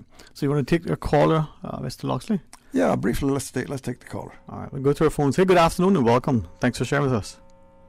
Good afternoon, Dwayne. Afternoon. How are you today? Good afternoon to you, and good afternoon to Mr. Loxley. I think Miss Susie, whoever is there. Miss Susie, yes, and Jen Hi. Yeah, whoever else there. I want to congratulate you all, and on behalf of the younger generation. I am I'm in my 50s, so I'm still much younger than you guys. So we want to thank you all for the forefathers that had went forth before us, that have laid the way for us, to get an honest living. And, it wasn't a safe one, but, it was a hard living, because we got a lot of memories, because my dad, Mr. Loxley, would know Dallas Ebanks, and my grandfather, Captain Oswald Ebanks, who was #1 captain, for those days, going to Miskitakees. My dad gave us many stories, and my grandfather gave us many stories about, the turtling days, which was good old days for them in those days. So I appreciate, the stories that you guys are giving. I wish, that we could store it in our memories,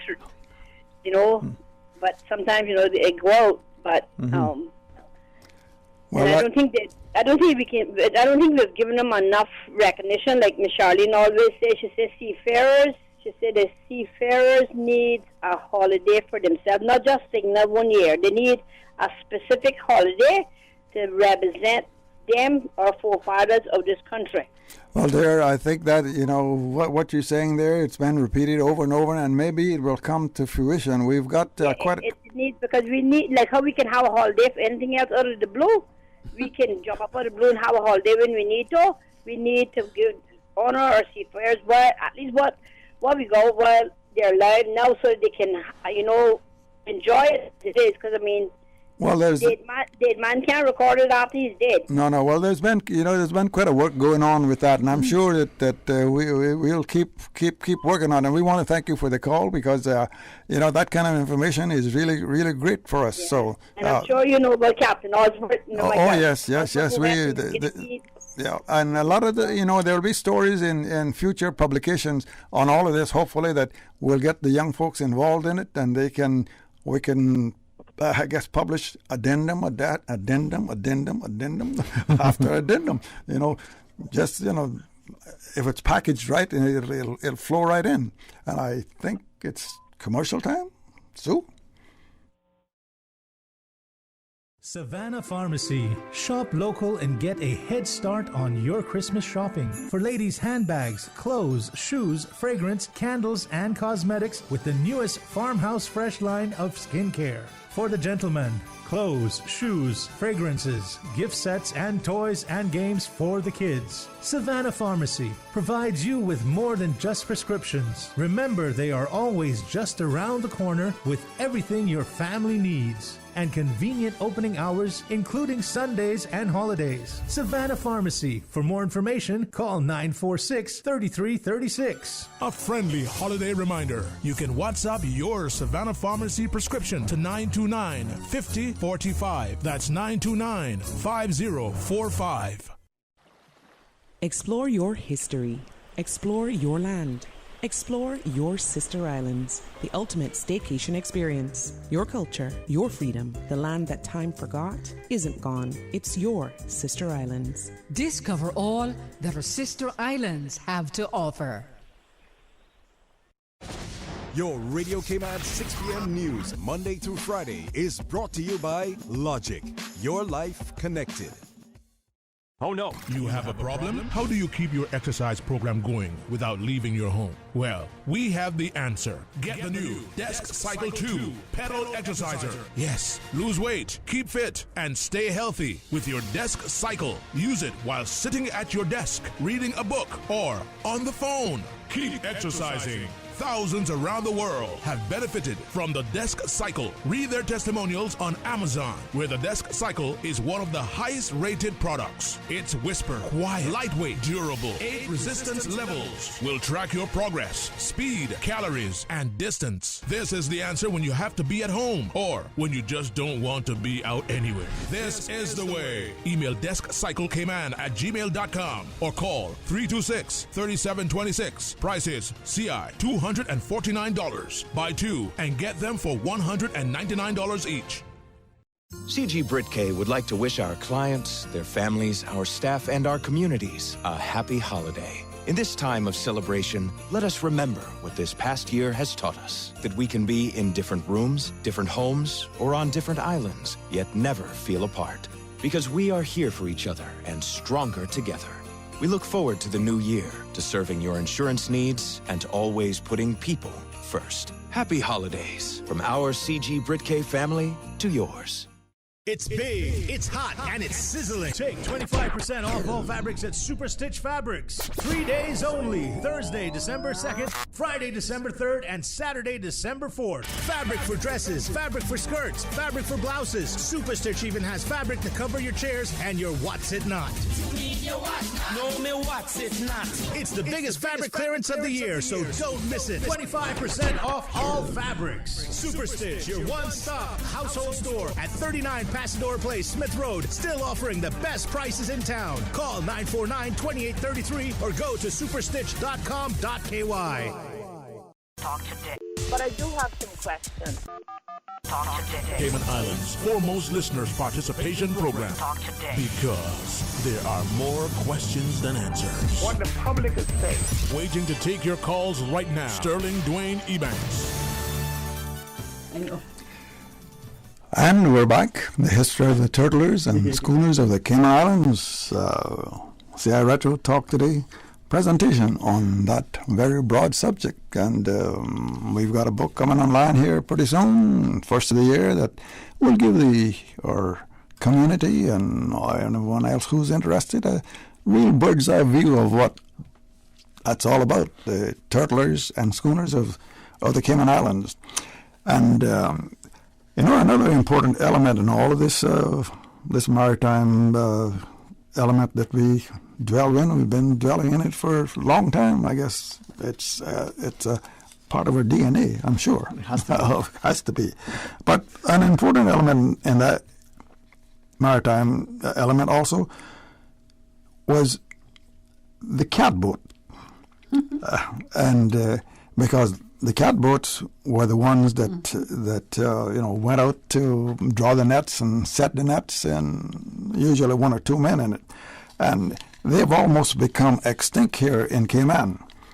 And the Catboat Club and the Maritime Heritage Foundation have been trying to at least maintain a few of them that can be passed down.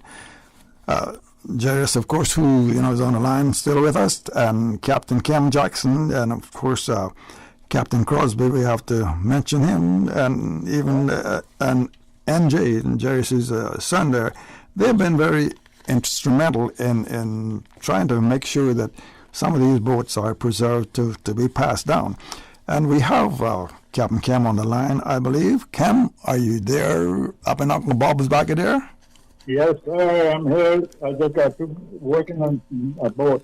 Working on a boat. Well, there you go. And I know you work very hard on those boats. And as we often joke, we say, "How are you doing today?" And what's the common the common phrase?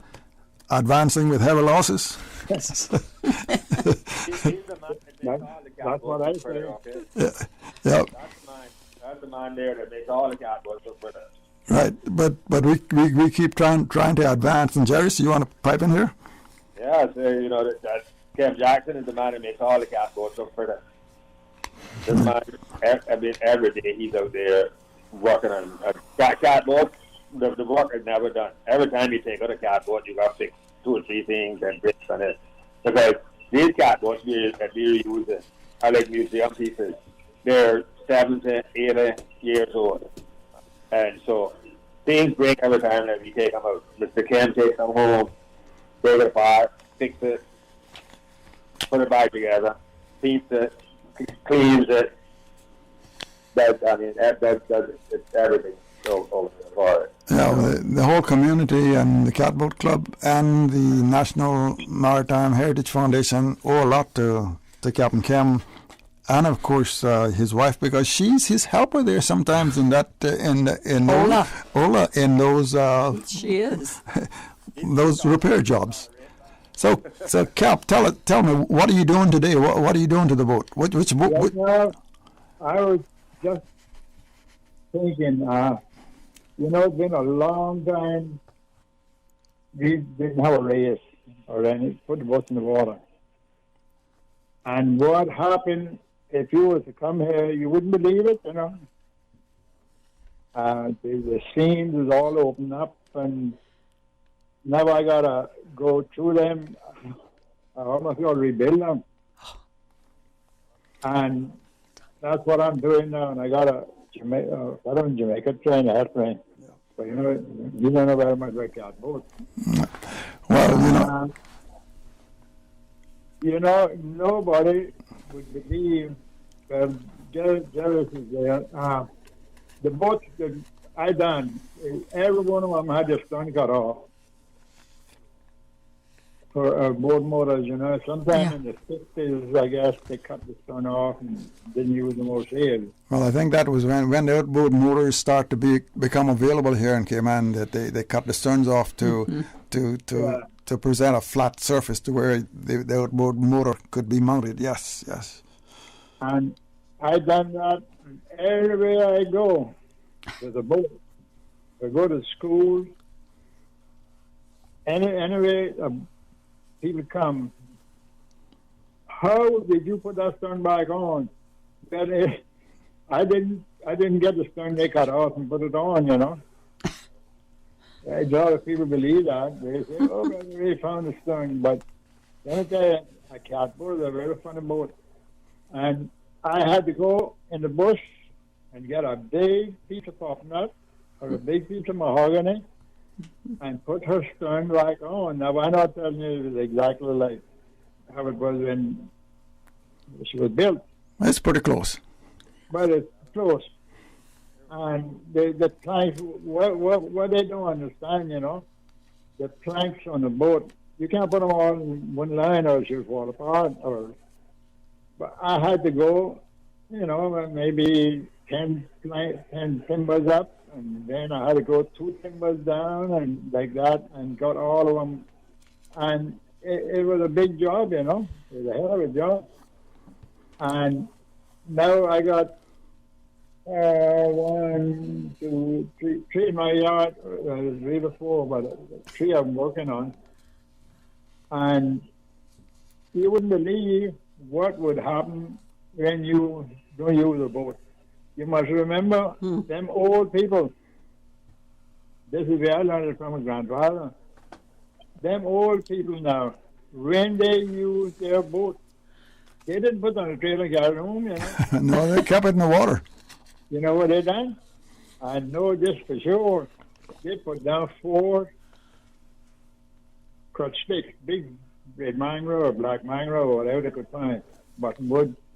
And they would put 4 them in the sand, and they come in and put one piece in that crutch, and they grab the other hand and pick it up and put it in the other crutch.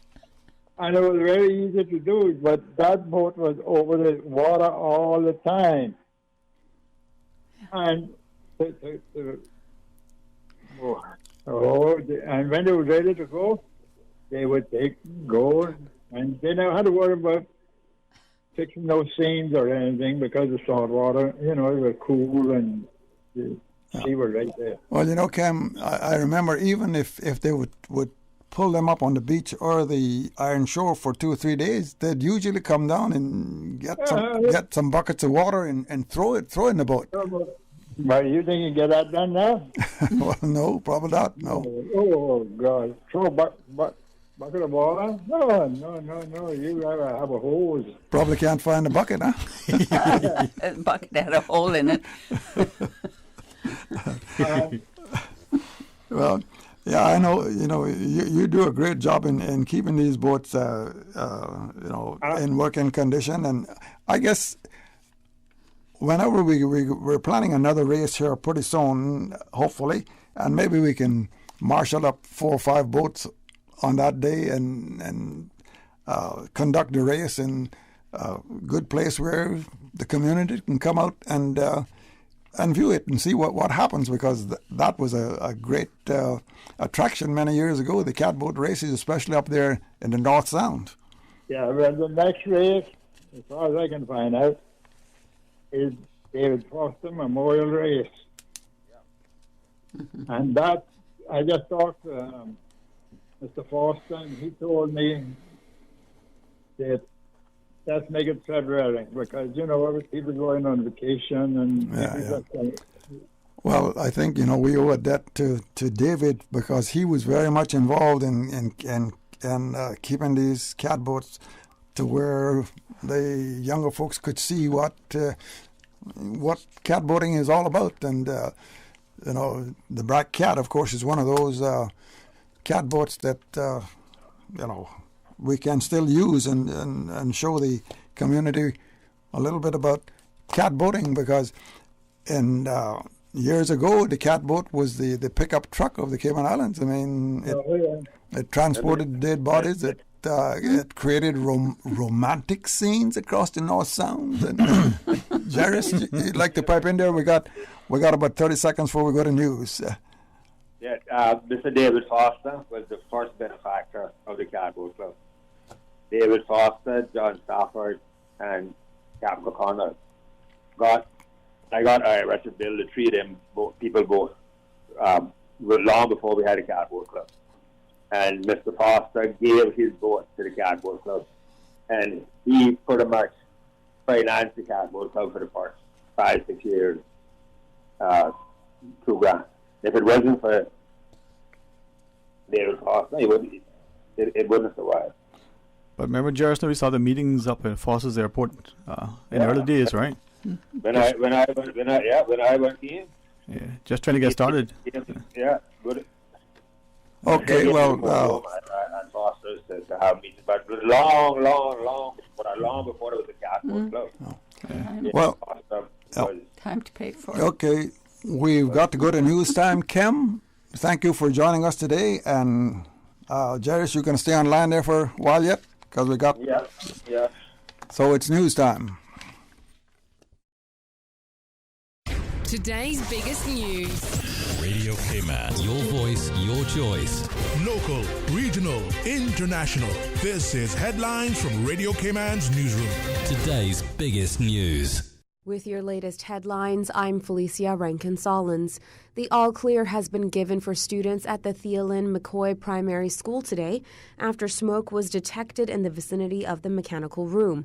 The Cayman Islands Fire Service and the DES Facilities Management Team were immediately called to assess the situation, which occurred at approximately 10 a.m. No student was impacted as a result. In international news, the new coronavirus variant, Omicron, has now become dominant in South Africa and is driving a sharp increase in new infections, health officials say. Some 11,500 new COVID infections were registered in the latest daily figures. This is a sharp rise on the 8,500 cases confirmed the previous day. Germany's national and regional leaders have agreed to bar unvaccinated people from much of public life in a bid to fend off a fourth wave of COVID-19. Outgoing Chancellor Angela Merkel described the far-reaching measures as an act of national solidarity. Only those who have been vaccinated or recently recovered from COVID will be allowed in restaurants, cinemas, leisure facilities, and many shops. Home Alone fans can now live out their childhood dreams by spending the night in the film's iconic house. The house, home to the McAllister family in the 1990 Christmas classic, has been made available on Airbnb for one night only. Located in the Chicago area, the home will be available to book from December 7th for $25 US. The successful applicants will be able to stay overnight on December 12th. It is available for a maximum of 4 guests. For the latest in news and information, follow Radio K-Man on social media, Facebook, Instagram, Twitter. Download the Radio K-Man app or log on to our website, radiokman.gov.ky. Are you planning a social, an office party, or event over the holiday season? Make the most of your holiday party and leave the catering to Subway. Choose from small and large sandwich platters, double meat wrap platters, and top it off with optional cookie platters for dessert. Or ask about our Subway Box to Go with the option of a 6-inch or foot-long sandwich, 1 cookie, and 1 bag of chips. Cater your holiday parties with Subway. Visit subway.ky for menu options. Subway, eat fresh. For medical lab services in Cayman, go straight to MedLab. For a full range of medical services, pleasant, clean and comfortable environment, no long lines and affordable fees, visit MedLab at the Smith Road Plaza. Open Monday to Friday, 8:30 a.m. to 5 p.m. and half day on Saturdays. Call 949-7331 to make your appointment. For medical lab services in Cayman, MedLab. Ask our professional team about the benefits of cutting-edge technology with MedLab's new state-of-the-art digital mammogram machine. We may be in Christmas shopping mode, but 'tis the flu season too. Savannah Pharmacy has immune system boosters for the entire family with a range of vitamins and supplements. Their knowledgeable and courteous pharmacists are always available to offer the best advice and products. Remember, they are always just around the corner with everything your family needs and convenient opening hours, including Sundays and holidays. Savannah Pharmacy. For more information, call 946-3336. A friendly holiday reminder. You can WhatsApp your Savannah Pharmacy prescription to 929-5045. That's 929-5045. You can now register online to receive a securely verified digital copy of your COVID-19 vaccination status with QR code through the My HSA patient portal. Sign up is available online and at all HSA locations. All you need is your photo ID showing date of birth and an email address. Visit hsa.ky and click the My HSA patient portal icon to get started. The community is reminded to ensure the proper disposal of used LFT kits. Place the used LFT and all items into the marked bag with the biohazard yellow triangle symbol provided with the kit. and then discard in the garbage bin. For more information on waste disposal tips, visit the DEH website at www.deh.gov.ky or their Facebook page or call 949-6696. Talk to Dick. But I do have some questions. Talk to Dick. Cayman Islands' foremost listeners' participation program. Talk to Dick. Because there are more questions than answers. What the public is saying. Waiting to take your calls right now. Sterling Dwayne Ebanks. Okay, you've heard the news, and we're back with more news about the history of the Cayman Turtlers and Schooners, along with Sterling Dwayne, of course. Sterling? Mr. Loxley, I'm honored, sir, that you allow me to sit with you, man. Because I learned just by osmosis, but to participate, I learned even more. True. And Susie Soto, who Me too. Yeah. And Loxley, I got to brag about what he did for the veterans. So it's always an honor to be with Loxley. Yes, wow. He is a history buff, and he knows a lot, and he does it well. And Susie and Jairus, of course, who's on the telephone line with us through the magic of Marconi and Alexander Graham Bell. And they're the driving force behind this book. And so it's here that we move on to a little bit about the shipbuilding. You know, the schooners that were built in the various shipyards here on mainly on the Georgetown waterfront, but there were little shipyards, I believe, all over the island in the various districts. Jairus? Actually, every district except Savannah, the Hartman pointed out here, and Barton Town. I haven't been able to find a schooner being built in Barton Town. Every other district. We had the Miller Shipyard in Loxley. You had several places in East End, Gun Bay, Mr. Smile, as Susan mentioned earlier. You had the Wattlers up there. Every other district, West Bay, Cameron Brack, Little Cayman. South Sound. Yep. Schooners were being built on this island, and the framing was done from most of the local source woods. Was locally being the pop, the Cayman mahogany, and the pop nut. Yeah, well, and these people had to do, the rigging. Most people. They would build their hull, but when you see that, when you look at boat building in the outer district, those people did everything. Because in Georgetown, you could build a hull, and you had another family that did sail making and rigging, that sort of thing. And then another family that would sail the boat over to get turtles and stuff like that. As you go further east and north side, the people built the boats, they had to rig the boats. You had certain wives in the families that, in the Miller families that then sewed sails and stuff. Everybody had, they had to do all this stuff themselves. And then take the boat. So one of the only places on the island where schooners were built, regular that hasn't been built on yet, is the old Jack Miller boatyard next to the Bow Miller Beach. And on the Queen's Highway, close to the junction with Old Manday, where Bow Miller Beach is, where they just put the Bow Miller Beach. Well, and I really hope one day that we can lay down the keys. Well, we speak about the vessels or schooners that were built in the various districts. If you can imagine, there was a big schooner, the E.A. Henning, that was built right at the junction of what is Powell Smith Road and Mary Molly Road and the West Bay Road, right there in West Bay, next to what's now the Alfresco's restaurant. Actually, would have been. That's the funny thing, Lox. A lot of these roads, where these junctions are, people don't realize it. But the reason there's a junction there is because 150 years ago, 100 years ago, there was a shipyard there. Yeah. So the roads went to the shipyard. That was the only thing. That was the big industry. And when I say big industry, I'm not joking. I have over 350 names of boats that were built in this island over like a 5-year period. If you do the math on that, that's an average of 4 ships a year.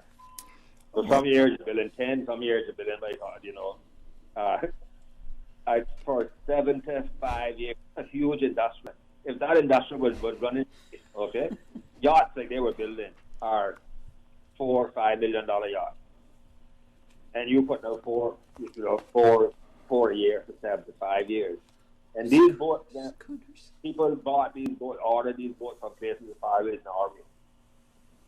And a good example is the Western Union that the U.S. government got to lay the first undersea cable.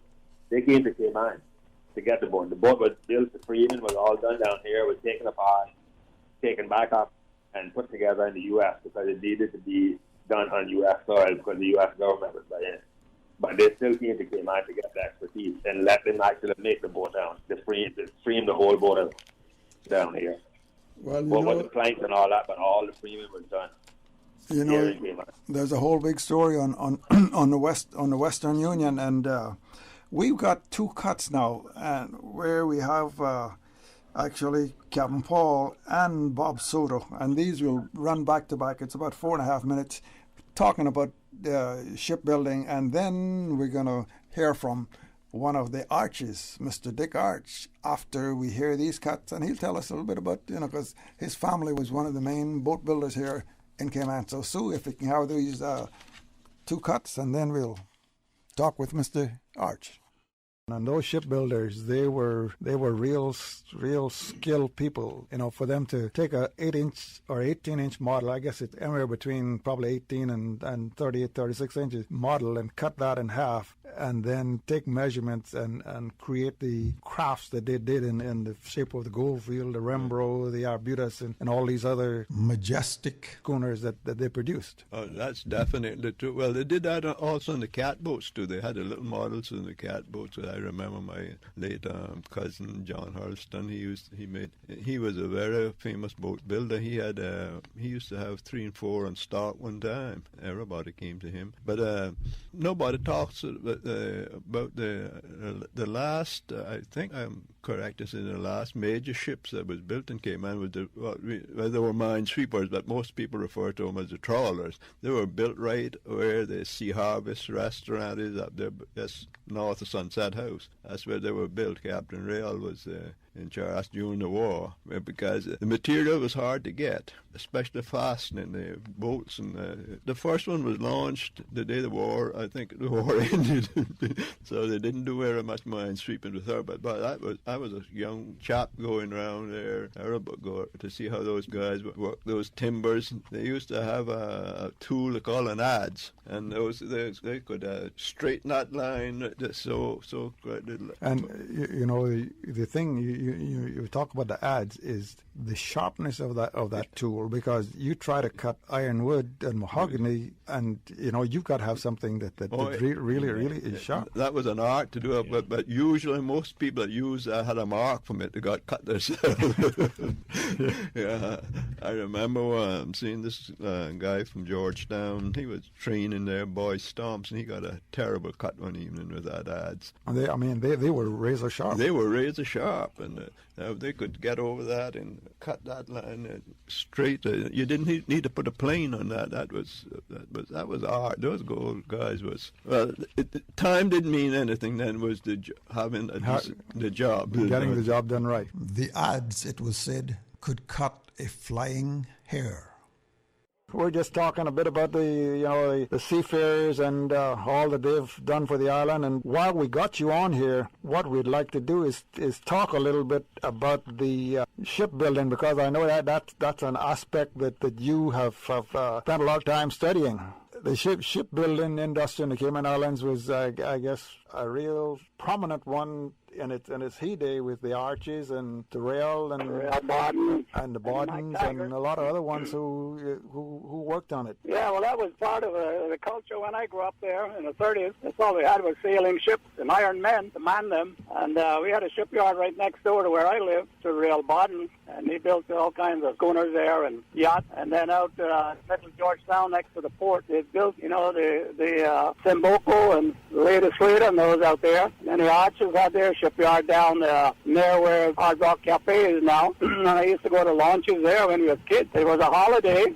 The ship builders would butcher a cow, and they would have roast beef and breadfruit and all kinds of tropical vegetables. And it was a holiday. People came from all over the island to pull on the ropes because there was no mechanical power to launch the ships, so everything was done with blocking tackles, and they'd man anchor out in the day, and everybody grabbed on a rope, hundreds of people pulled on a rope, and launched them off, and it was a very exciting time for us. It was the only thing we knew about the contact with the outside world was by our sailing ship, and went to Tampa and Jamaica and all over Central America, and the charter fishermen and all the young men growing up, that's the only thing they could look forward to doing, was either working in the shipyards. There was a few jobs there for them, and it mostly was a family thing, and then they would go on the turtle boats and cargo boats, and that was a way of life.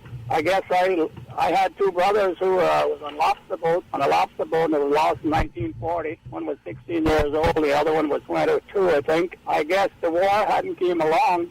We would have still been turtle fishing during the war, and I probably would have wound up on one of the old sailing vessels myself. But anyway, I did leave the man on a sailing ship, the Arbutus, after the war was just when I got out of service, and went to the States in the beginning of 1945. And, by then, they were start selling off all the sailing ships and converting them to diesel. So it was the end of a very exciting era in the Cayman Islands.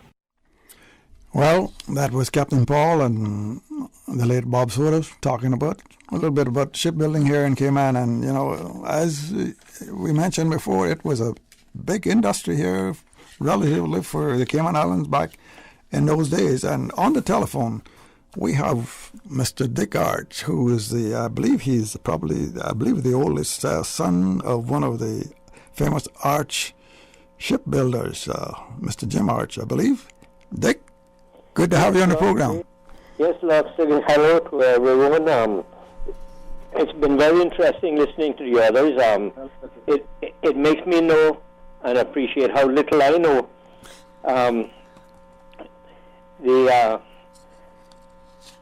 The shipbuilding there in Georgetown, our shipbuilding shipyard, was right by the Hard Rock, right next door to where the Hard Rock Cafe is now.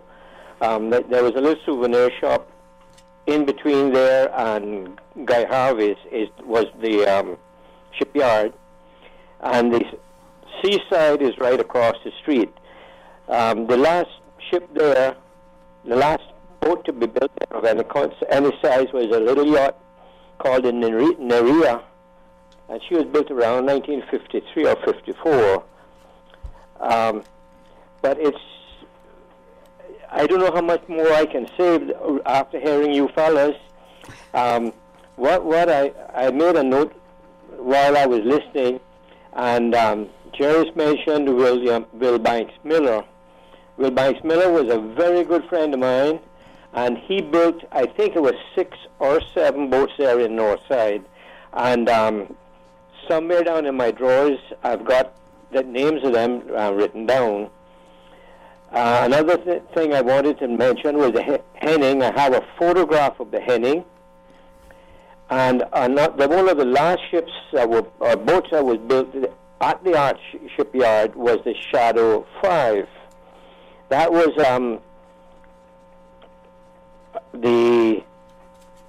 she was built for Lord Mountbatten. Wow, so thank you. Lord Mountbatten, and she was towed across from here to Jamaica by the Simboco, put on deck of one of the Royal Mail ships across to the Atlantic. Unfortunately, Lord Mountbatten lost his life on that boat about 20 years ago, I guess, when an IRA bomb exploded on her and killed him and a couple other people. Another ship I'd like to mention was, someone else brought it up as well, was the Western Union. The keel was laid, ribs and everything formed there, disassembled and taken to Key West and completed. She did a lot of service, and unfortunately the Western Union, the remains of her, are on a dock in Key West right now, literally begging, and I've been trying to put a gang together to see if we could make an offer and I know we could get her. Doesn't seem possible. We're going to lose the Western Union within another year. She's been designated a U.S. historical monument. Yes. You can't take her out of the U.S. So, I mean, it's such a pity. And she's going right away to nothing. It really is a pity, a shame. I've been talking to the group that's managing her now, and to be very honest with you, Jerry, I think we could get, if we make the right approach and assure them, we could get the hull of the Western Union for $1,000 or less. Well, me and you got to talk this week, okay? It's been a while. And it's so good to hear you on here that you and I haven't talked. So, yeah, listen, I'm all over that, sir. Okay, I got your number on my phone. I haven't moved from my abode in the last 60 years, so you can always find me. If we can overcome, you got the same number. If we can overcome being able to defer to Cayman, we could try Docker down here, so people could see. We don't need to be floating like a whole field where she can sink and stuff. We can put her. I got good place that she could go. Okay, I got good beach land she could go on. I have an excellent suggestion if we can salvage her to where she could go, and I think we could get the location very easy. But we're looking at a lot of money, probably minimum $5 million. Of course, listen, that's what these things cost, okay? These are not cheap, okay? None of the stuff that we're doing with maritime history is cheap. The book is not cheap, but that is so worthwhile doing. That $5 million is really not that significant. I mean, to get it, to have it here and have it in situ and everything else. So yeah, I mean, it's an expensive proposition, but we will talk, okay? If you can talk. Unfortunately, Jerry, I don't have the money to buy her, or you wouldn't even hear about it till she was bought. Exactly, I know that. So, but that don't mean that we can't get her, okay? The corporate citizenship in Cayman has been very helpful over the years. The contact for the person that, with two phone calls or so from him, we could get her, I think. Another mention I would like to make. I would like to make another mention of the shipbuilding here in Cayman was Captain Paul. I think it was mentioned the two minesweepers during the war, built during the war by Captain Rail by contract, and the Archie's finished her for him. I have a lovely photograph of her, signed by the commissioner at the time. I think it was Smith. And if there's anything else I can help you answer for you, I'm right here. Well, Dick, you've been very helpful with all of this, and like Jerry said, I think there'll be some minds come together here fairly soon. See if we can get the Western Union, because there's a great story behind her. Brother Will, your uncle, told me the full story, because not many people realize, but they had her almost put together in Key West, and I think it was a 32 storm or one of those early 30 storms came along and knocked her down, and they had to come back home and do some additional fabrication or refabrication in order to complete her.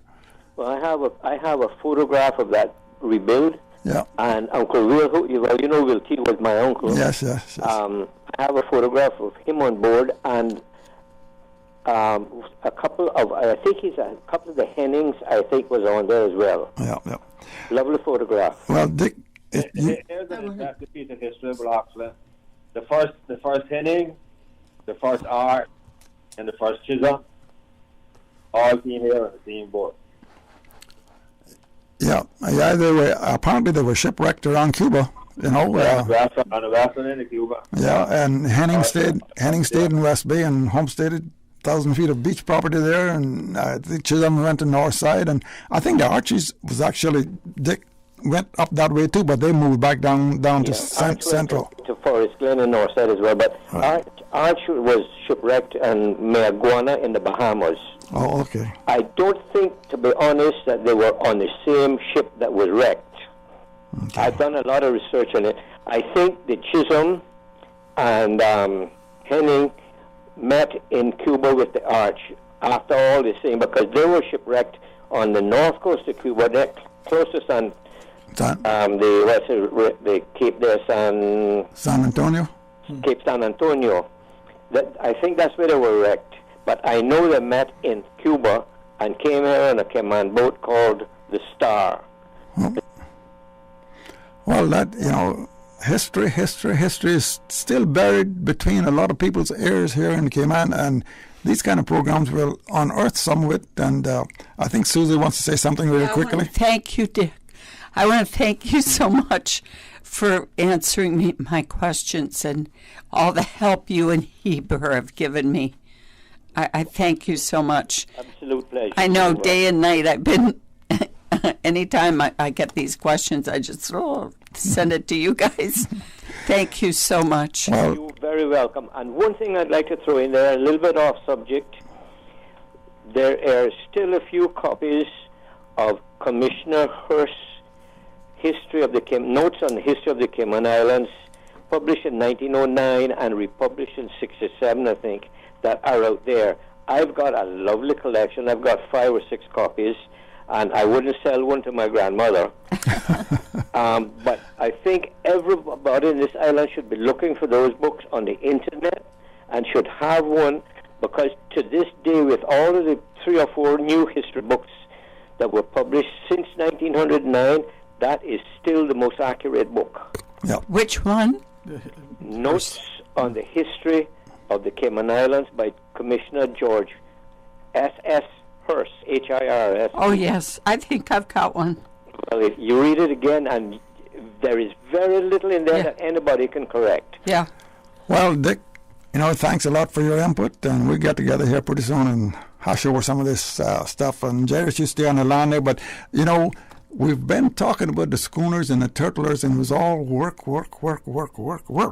But, there was a time when these schooners really had some fun, and the people who sailed them. Yes. And that was the time of the regattas. Yes. And we've got a cut coming up here, and I think Captain Paul is also on this one talking about the regattas. And Dick, if you want to stay on the line, it's a short thing, and we can have a little powwow after that. And I would love to stay, but I have someone outside waiting on me. I agreed to meet with him at 2:30.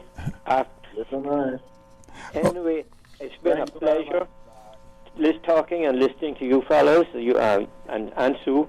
And anything I can do, I'm here. Okay, Dick. Thanks a lot. Okay, Mr. Hart. So good to hear your voice. Okay, Sue. We got 2 Sues here, so we got to make sure we get the right one here. Sue in control there, if we could have that cut. When we was talking to Bob, we mentioned about the statue down there in Heroes Park. It was developed from that famous picture with Captain Ali and his son Kirkham Ebanks. I believe it was the Saturday Evening Post or National Geographic.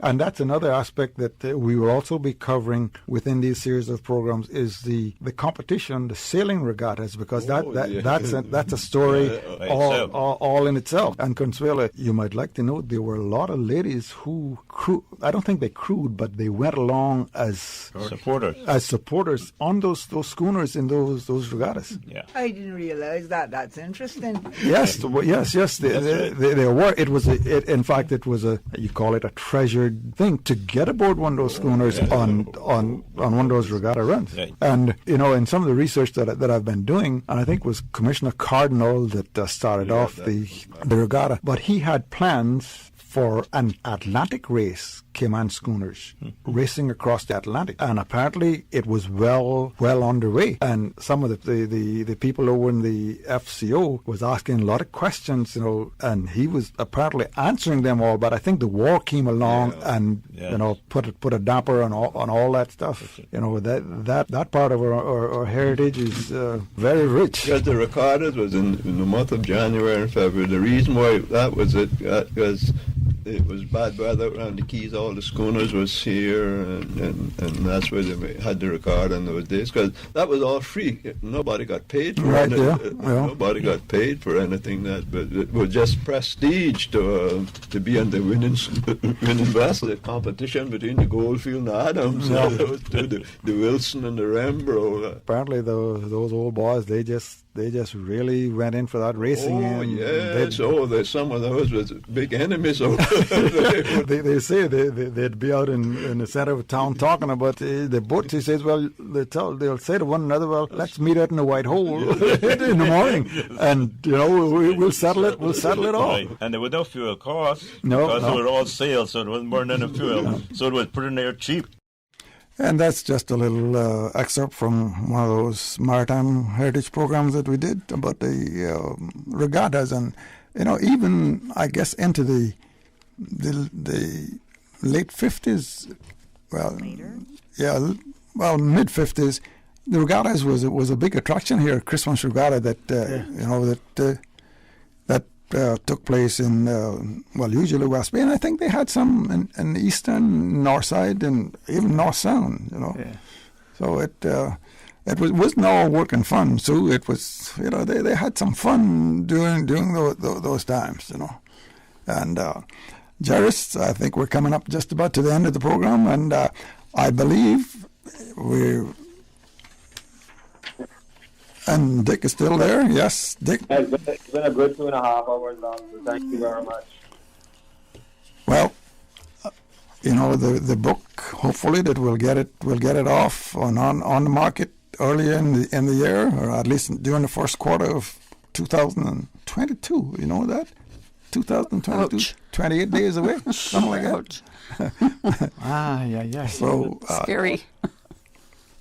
Shall we tell the folks out there that they can call some of us here and get, put in their bid for a copy of this, the history of turtlers and schooners of the Cayman Islands? Darius? Yeah, I don't know if you want to give out the number on this, but you can give out my number. You can give out to better ask who's it. It's okay to call her. Because you could take orders, or no, but well, I think, I believe... I hope to set up a line, but I need to talk. I need to talk to Jerris. I need to talk to Jerris to set it up, but I've got, I think, set up for doing that, and they can do it online. And if they want a hardback copy, I think we've got something, but I need to speak with Mr. Jerris and set it up. Again, we can talk about that. Because it's a lot of lead time at the moment. So. Said Tuesday. I'll be here. Maybe Tuesday. I'll be here with Sterling. Tuesday at 1:30 to 2:30, and I maybe make an announcement with that if I can get Jerris's approval for the setup for doing it online and getting it. We can talk about that. The next time we do this, because you don't want to be you want to pick one thing and do it do it that way, not 2-3 people started taking orders. So so that we'll discuss why, but I'm sure I agree with what you're thinking about, so that it's more centralized, and so but that'll be better discussed the next time we're on the radio. Sounds good. Thanks very much, Mr. Jerris. And as we can close out the program, I think we wanted to have one final call, Mr. Loxley. Okay. All right, let's go to the phones. Welcome. Thanks for listening, and thank you for calling as well. Sorry to be so late, sir. But anyway, I thought I would stick a little pin. Thank you for doing that. Never late, Always welcome. Okay. I'm not sure. I didn't get to listen to much of the program today, but I've been thinking for some time that Mr. Loxley should be honored very much so for all the historic information that he brings out. When no one else does researches and does anything as extensive as he does, especially with maritime stuff. Not only maritime stuff either, but that mainly, I would say. So I'd like to make a motion that the government honors him to some extent, not just a little piece of paper, or something more substantial, and an appreciation of all he's been doing for all the history that he reveals. So I really feel strongly about that, and I don't know what the procedure would be to get that done, but I think it should be done for him. Thank you very much, Mr. Loxley, for all you do. Very good. I agree. Thank you. I second it. Second the motion, yeah. Well, it may be rocking a long time in motion. Be it therefore resolved that this day the Honourable House set forth recognition of Loxley Ebanks. Well, Jerry, any closing thoughts from you? Yeah. First of all, thanks to you and Sterling for setting this up, and we're really looking forward to this coming out and finally getting it out here. But having said that, these programs like this provide so much more information than a book that you're going to get straight from a book. So we're very grateful for what you're doing here. Yes, sir. Okay, well, thank you for taking time out, and you can. Sorry that we couldn't get you in the studio, but I guess just only works. Just as well. The phone works quite well nowadays. COVID does that kind of thing. Sue? No, I'm very happy, and I'm delighted to hear it, and I agree with everything been said. And I want to thank Jairus and you especially. And, of course, my good friend Sterling for what they've done. And I look forward for us getting together Tuesday the 7th at 1:30, you and me again. Just so we can chat old times. We can make it if we try. Come on. Just the two of us. Let's not spoil it. I know that one. Higher and higher. Is that how it goes? All right, well, that just about does it for us here. The history of the turtlers and schooners of the Cayman Islands. The book will soon be on the market, and you can keep listening for how you can get it. get it, and maybe pre-order it. There you go. I think pre-ordering is going to be good. It will be a treasure to pass down to your family. And Sterling, thanks again for it's your an honor. work here and what you do all the time. Somebody we can't talk about it publicly. And even my endeavor is to sing them, but I do that from a joyful spirit, Mr. Loxley. We live, love, and laugh, and as we sit with you in particular, we learn a lot. And maybe all of us, as we listen, we get to appreciate that this is a living history. And for us, as we embrace it, when we look at the graphic, on the screen for those who are watching by YouTube, and we see familiar faces, and that's just but a fraction. Yes. Mr. Jerry's reference, 300-400 schooners, vessels being built in a year, or over the 75-year period. Yeah. Understanding that's a significant amount of commitment, time, diligence, and dedication. Considering our population at that time could have been the resources between 25 and maybe 5,000 at the most. Because we just concentrated on schooners. Yeah. And there were 153, I believe it was, from 1901 to 1953. Mm-hmm. I think there was registered. When you go back, it's around 5 years before you had a registry. Mm-hmm. Yeah. That's where the other one come from. Right. Before you had a registry. Yeah, that included the others other than the schooners we were just talking about. No, and before. Right. Yeah, right, and before. Yeah, there were more. Before there was a registry, they were building long before we had a registry. So the ones you are is the 50 years. That's not 50 years there. Yeah. And before that, they were building 200 years before that. Right. Yes, sir. Okay, well, before we go, we got to thank Susan Watson. Thank you, Susan. Over there. Thank you so much, Susan. Between the tables and on the table and on the switches and all of the graphics and so forth that you folks on YouTube have been seeing, and she has worked with us diligently, hard over the last, I guess, a week and a half, 2 weeks, getting all these things up. And Sue, thanks again. I don't know what I know we're indebted to you, but thanks for all your diligence. Thank you. And she don't want to say anything, I know. But and thank you for doing it, Loxley, putting it together and giving us our instructions here today. We shall see that. But again, thanks very much. And this is where we celebrate together. We respect one another, and we champion and share what is, a wonderful, wonderful history, a heritage, and a culture to be championed. So, like the caller, Mr. Borden earlier, people like you, Mr. Lox, are unsung heroes, and maybe that recognition now would only inspire others to continue to take up the mantle. I'm truly honored to sit and to learn. So thanks very much, sir. My treasures are stored up. Yeah, stored for treasures in heaven. Yeah, but tomorrow, like today, we focus on the history. We get to see how the culture evolves. Dr. Lockhart, together with Mr. Reflections himself, Prentice Panton and Ori Marino IV will join us for another discussion to look at the changing landscape. And thanks to Jerrison, all who has participated. There you go. So we love this place. We want you to love it together. Until tomorrow, be blessed.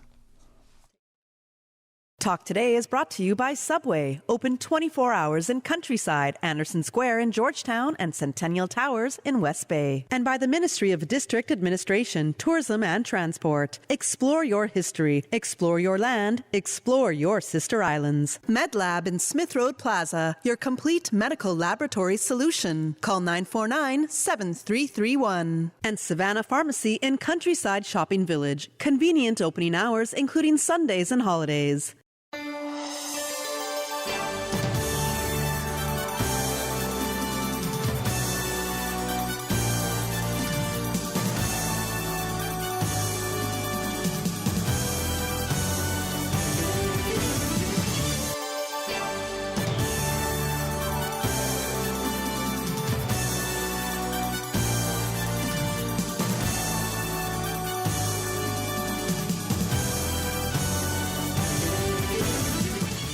Here is where tradition never dies.